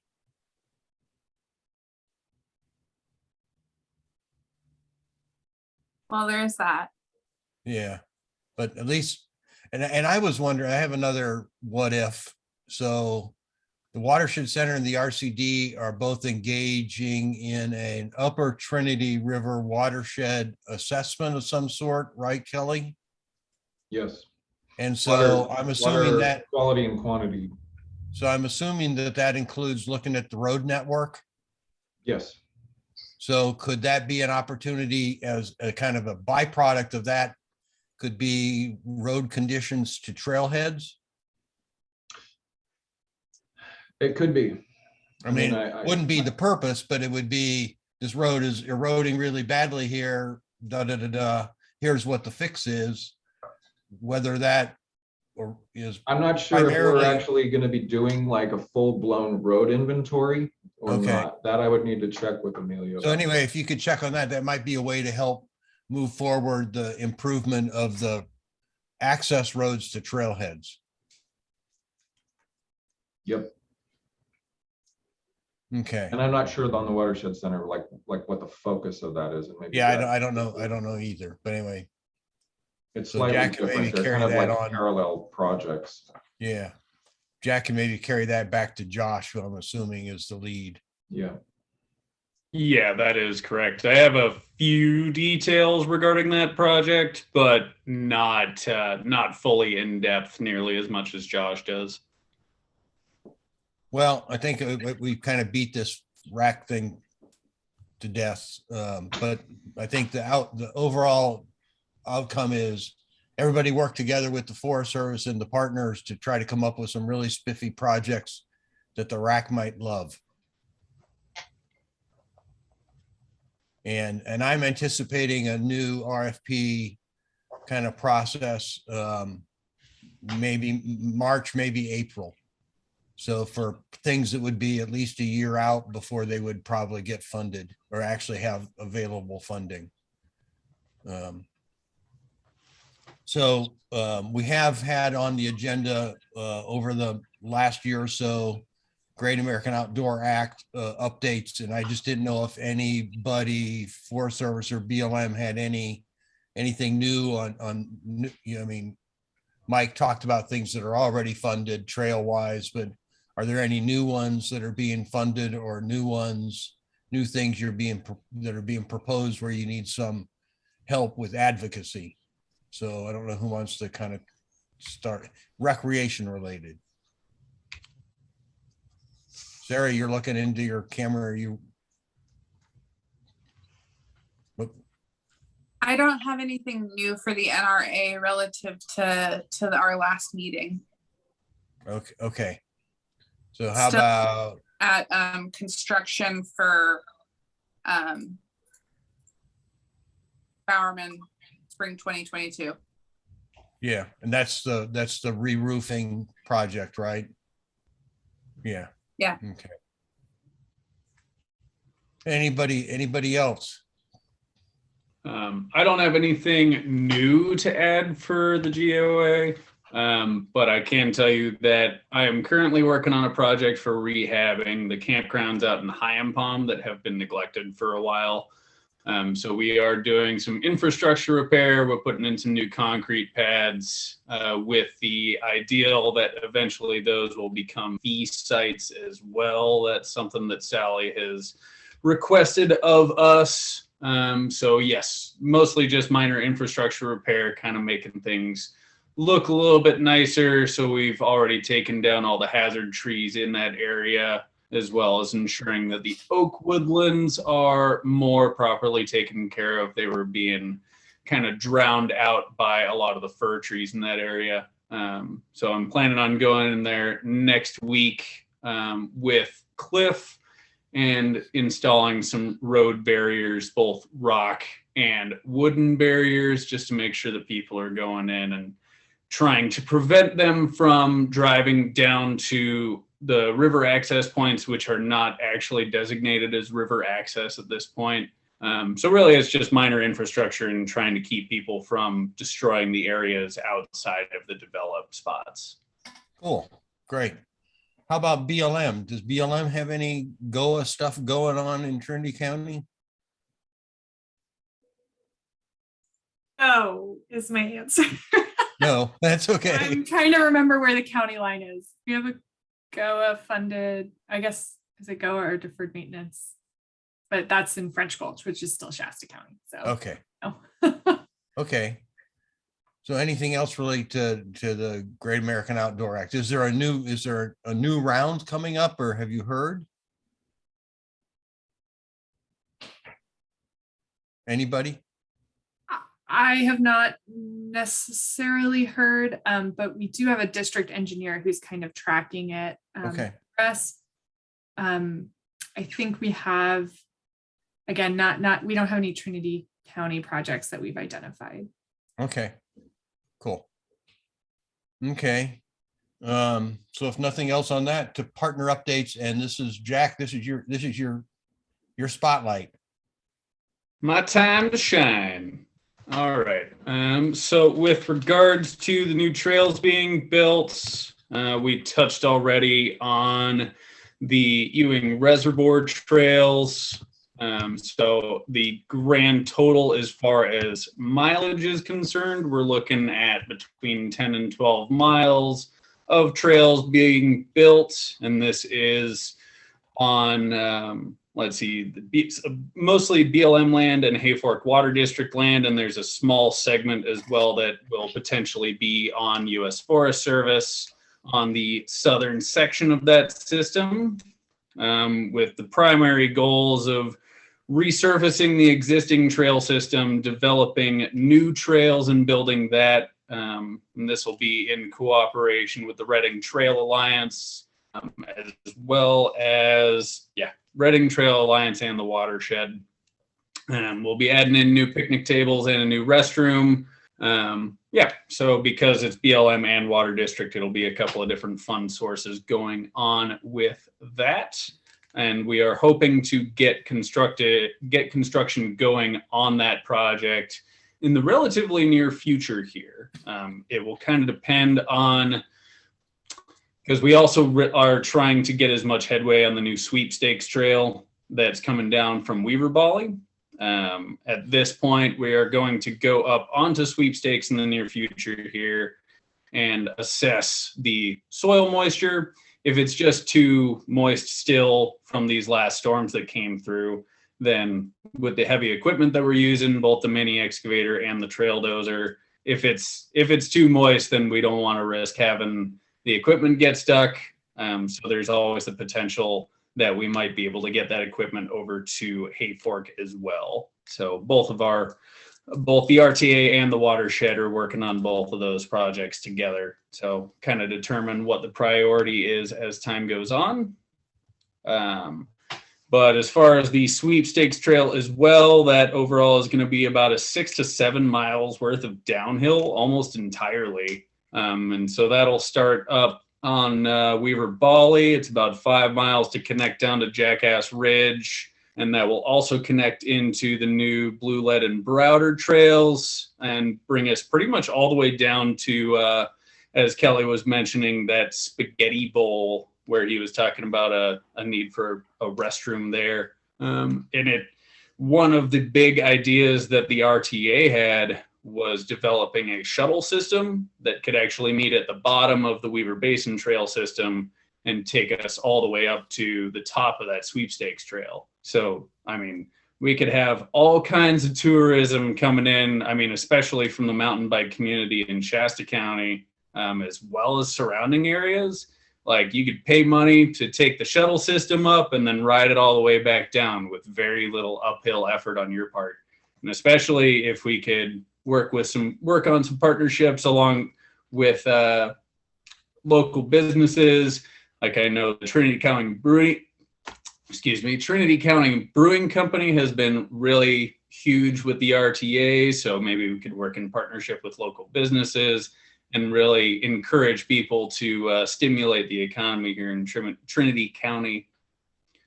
So that sweepstakes, that's definitely a multi-use trail. Of course, it's going to be a lot of mountain bikers that are coming up there, but it is going to be targeted towards all user groups for sure. And same thing with the new Browder Trail and the new Blue and Black Lead trails. Browder is kind of a nice, mellow, meandering trail. It's just a fun time. I've taken that trail quite a few times now, and both uphill and downhill. It's a nice long uphill for exercise, and it's nice and flowing downhill. And it was built with a lot of different vista points involved. So it's really it's beautiful, it's fun, and it'll encourage a lot of people of all levels to go out and enjoy that trail. Whereas Blue and Black Lead, those are definitely more targeted towards downhill mountain biking. Blue Lead is more of a multi-use trail. Blue and Black Lead, from my understanding, they got their names from the historical mine that were there. So hence the Blue Lead. And then there's a section called Black Lead, which is really just called that because it's more of a black diamond difficulty. That one is very much like downhill mountain biking. There are signs already in place on the Weaver Basin Trail to encourage people not to go uphill on that, simply for a safety concern. But ultimately, these trails are for everybody, and it's really cool to be able to get out there. And I always like seeing new trails, especially like encouraging people to come in from other areas. I was talking with Alan at the TTA. I mean, we always try and get out to different areas and explore the new trails that are around. That's what encourages us to bring our mountain bikes with us on vacation, So if we can get more people, especially within the mountain bike community, who most of the time happen to have some expendable income for their bicycles that are worth more than vehicles sometimes. So if we can encourage some people to come into Trinity County and spend their money here, simply by way of, I forget who mentioned it earlier, but every dollar spent on recreation is $6 earned. I mean, I very much agree with that. So as many people as we can get to come in here, I think that would be really excellent. Great. How about, did you have, Josh had asked for these 3 bullets. So the other was the Upper Trinity Watershed Project. Do you have a little update on what that is? I do a bit. So currently, we are actually working on the planned start date for this project, which is actually being funded by the B of R Water Smart grant. That is actually what Josh is in a meeting for currently. So they're getting Bureau of Reclamation. Yes. So kind of like what Kelly was talking about. This is something that we're working very closely with the RCD on. It's with with the intention of improving water yield and water quality, starting to address some of the road issues, but I will definitely clarify with Josh how much of that is going to be targeted towards identifying and fixing those issues as well. And also dealing with some of the fuels issues as well. So of course, as far as details are concerned, Josh would be the person to talk to on that, or Kelly might have some details as well. Yes, Okay. and a very large focus on meadow restoration as well. Right. And how about youth crews? Youth crews. So I can tell you that we got a bunch of money from the RAC proposal for that. And so we just got an additional $75,000, it looks like, on this budget for the Hayfork Youth Conservation Crew, which is going to be really stellar for expanding their opportunities. I mean, yeah, so I'm not sure how much everybody knows about these crews. I mean, the Hayfork crew has been around since, I believe, 2003. And of course, with any conservation crew or conservation corps, we're trying to get kids out and get people out and getting them educated in real world scenarios. So getting them working with specialists and all that. The big news will be the Weaverville Youth Crew. So we're waiting on, we have just submitted our National Forest Fund application, so we're waiting on that to be approved, but Josh is quite confident that that will be. And with the private donations for matching, this should allow us to have 3 weeks of work to start, and with a possible extension for additional funding with the OEP grant. If that gets approved, then I will actually be the one who will be leading that crew, and we will have very similar goals as the Hayfork Youth Crew, but we'll be focusing mainly on the Weaver Basin Trail system and the surrounding areas. I actually just walked around a decent section on the east side of the Weaver Basin Trail system with Mike the other day, and we identified plenty of projects that the youth crew will be able to assist with there. Great. So any questions for Jack? So I just want, so what's your optimum number of crew members for a youth crew? In Hayfork, we usually have 6 people on the crew, plus Jason as our crew lead. In Weaverville, it looks like we're going to be starting with 5 people plus me. Okay, cool. Mm-hmm. And it would not be beyond possibility that the crews could also work on BLM land? That is definitely a possibility. It kind of depends on what the needs are, as well as coordination with the watershed to alert us to what the needs can be as well. So Okay. we are very much open to doing all kinds of different things. Cool. Yeah. And if anyone does have any projects or ideas for the Weaverville or Hayfork youth crews, feel free to send Josh or myself an email. I'll include my email in the chat notes here. But yeah, feel free to reach out and let us know if you've got anything for us in the future. Okay, great. Ross is leaning into his computer. Does that mean he's got something to say? No. No. Okay, just checking. Unless you want to talk a little bit more about the lake trail, you're worried about North Lake projects, and I think that the trail out of Trinity Center back towards Alpine, I've got envisioned it's at the high water mark of the lake, you know, and a lot of people I know walk around Trinity Center in the morning. I've been up there and watched them, and if we started that and go back towards Alpine, you know, that might be a real good connector that could be used all the time, and I think that Mike alluded to the fact that these bicyclists, don't care what the lake level is. You know, we might not see I don't mean to interrupt you, Ross, but I just got an email or a text or chat message from Amanda that she has to leave shortly. So kind of hold your thought and let's get a Sen's update. Being she's brand new, I don't want to discourage her. So Amanda. Hi, thanks for interrupting you, Ross. So yeah, I just wanted to be able to share what we're doing before I have to pop off.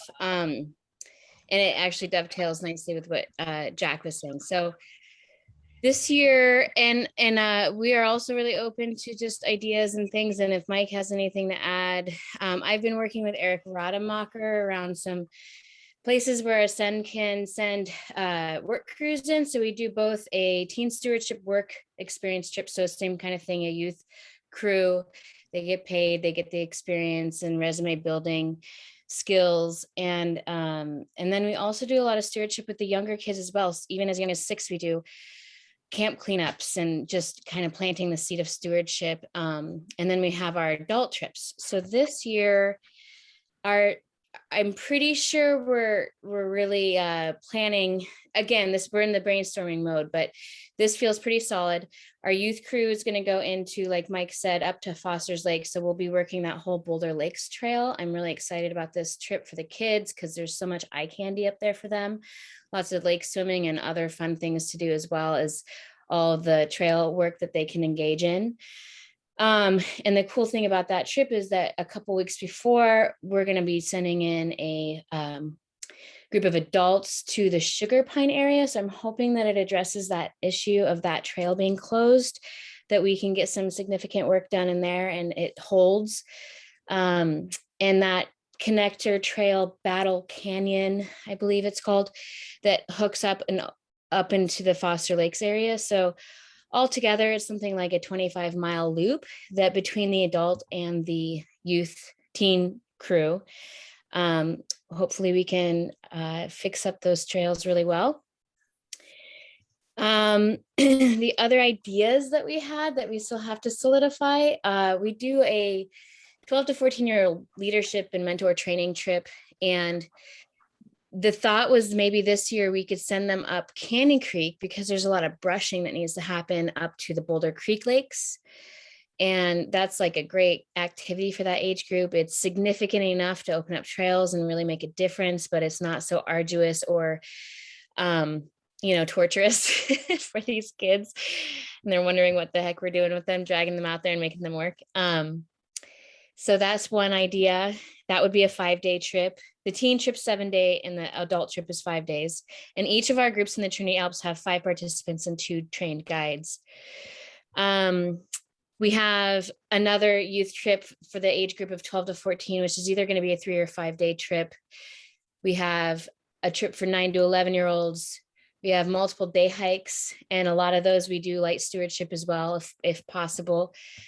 Our 9 to 11-year-old group, we were thinking about putting up signage. So maybe one area that was identified was the Lake Eleanor and Jimmy Lake area where they are wanting to put in more signage there. And that would be a really cool thing for that age group to do.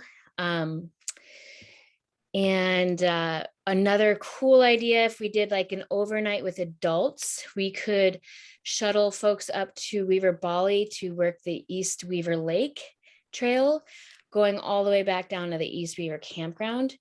And that's a really good option for adults because either they can join for a day and hike themselves out really easily and get in their own car and drive away, or they can spend the night with the crew and continue doing slow and steady work to clear up that whole trail. So that's just one more easy access out of Weaverville that connects to the Weaver basin systems. So that's really exciting.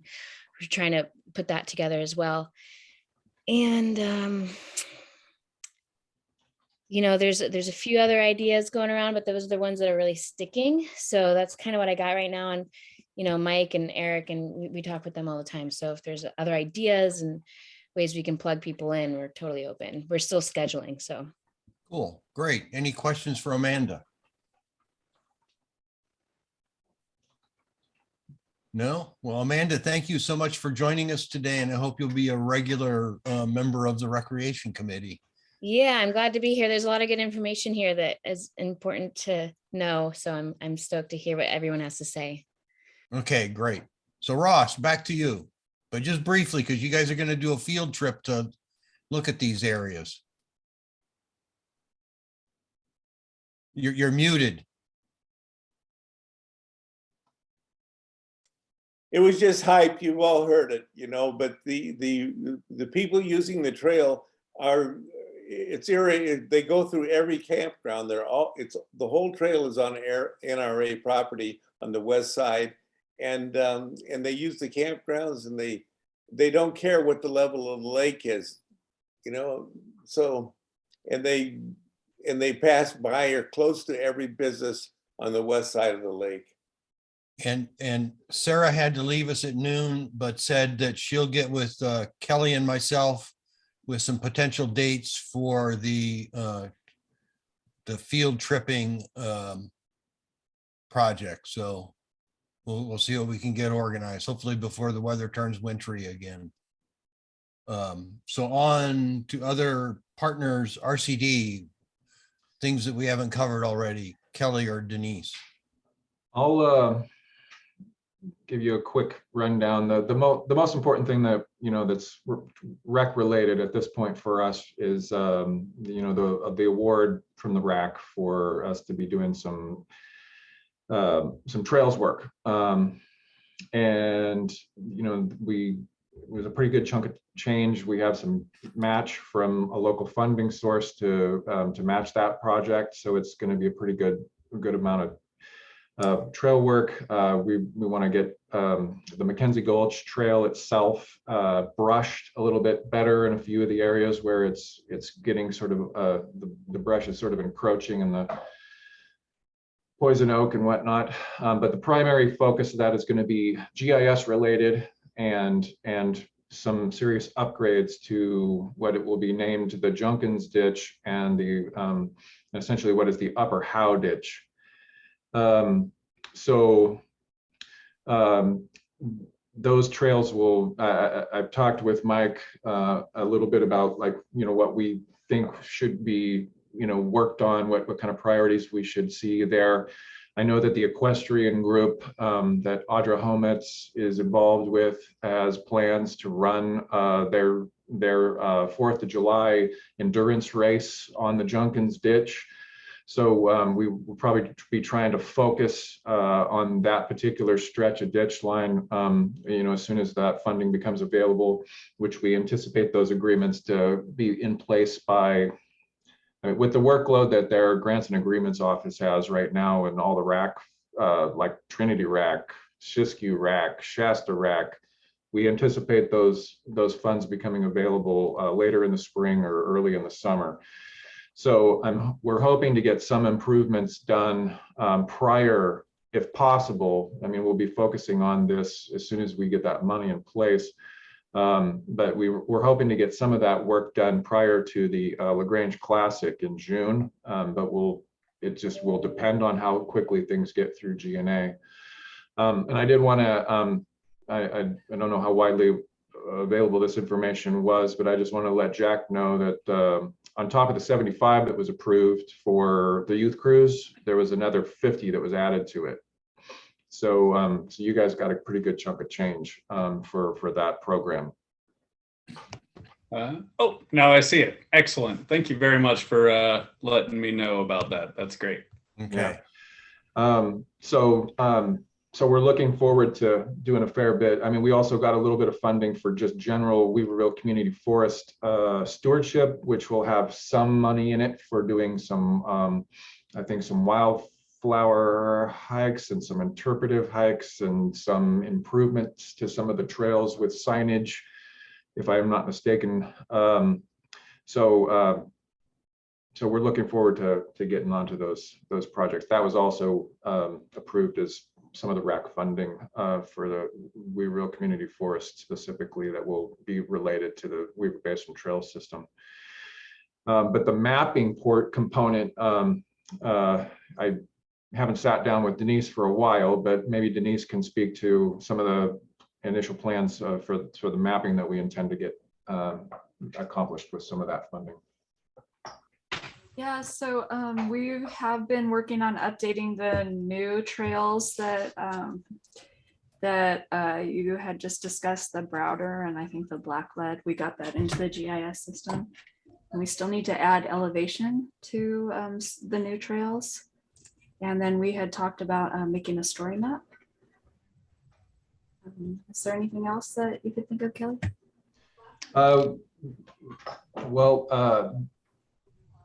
Yeah, so we wanted to get us like some more like some higher profile online sort of resources with regard to the Weaver Basin Trail System, story map being one of them.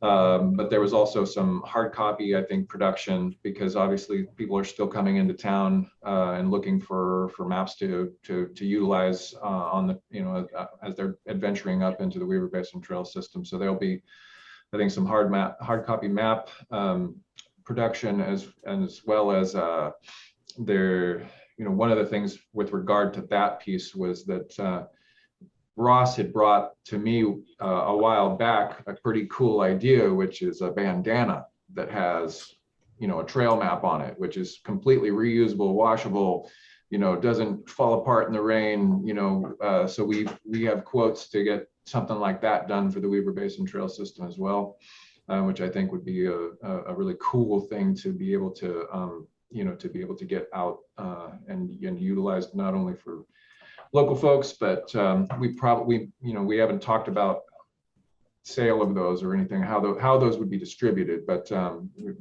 we can definitely we'll be definitely working towards that. So, Laura, you have a question? There we go. I was just wondering if, I know it's not new trail, but we kind of, the BLM side, we like defined the kind of upper and lower loop on the West Weaver Trail. And I was wondering if that was going to make it into these updates and suggest that it does. Whatever. That wasn't actually part of this particular proposal. Okay. But I think that would be something that we could work towards. Okay. Yeah. I mean, we have the GIS data. We just want, you know, it'd be nice to have a complete set. Yeah. Well, it would be, as far as the mapping was concerned, yes. Okay. That should be in there as far as that's concerned. As far as like actual implementation and work on the ground, it wasn't part of the proposal. But yeah, we intended to include everything new in you know, as far as blue lead, black lead, you know, we'll, as depending on when sweepstakes gets completed and implemented and is being utilized, that likely will be included as well. And so if you know, I think we have, so maybe we can have a discussion about that, Laura, just we on the same page and we won't miss anything. But yes, that should be included in anything that we do that would be, you know, as far as online mapping and hard copy map production and all that stuff. We'd like to include all of that so that it's up to date. So that's any other questions for RCD? Did Jack raise his hand? Yeah, Jack had a question. That's right. I did, and that was just with regards to the mapping itself. At the TTA meeting last night, it was brought to the attention that Kent Bloomer with the Forest Service is also working on putting together a map. So maybe there could be some cooperation between the RCD and the BLM and the Forest Service to create one cohesive map instead of 2 or 3 different ones. Yeah, absolutely. So I'll get with Denise, and Denise and I will reach out to Kent. I also got a message regarding that from one of our colleagues that was on that call, Molly Bright Moon. So so yeah, I was aware of that. So we'll make sure that happens. Excellent. Okay. So I also put in Trinity Trail Alliance for whether you guys have any updates. You guys got a LaGrange Classic that sounds like it was in the newspaper this week that you're going to be doing. What else? I think we're planning the LaGrange Classic that's going to be going on, and I don't think anything else. Okay. Great. Maybe this would be an opportunity. I didn't put down the county as a partner to speak. So Jill and or Dan, you guys got anything you'd like to add in at this point? Hopefully you found this a useful meeting. I'm here more as an observer since Dan is assigned to the committee, but thanks for the offer. Okay.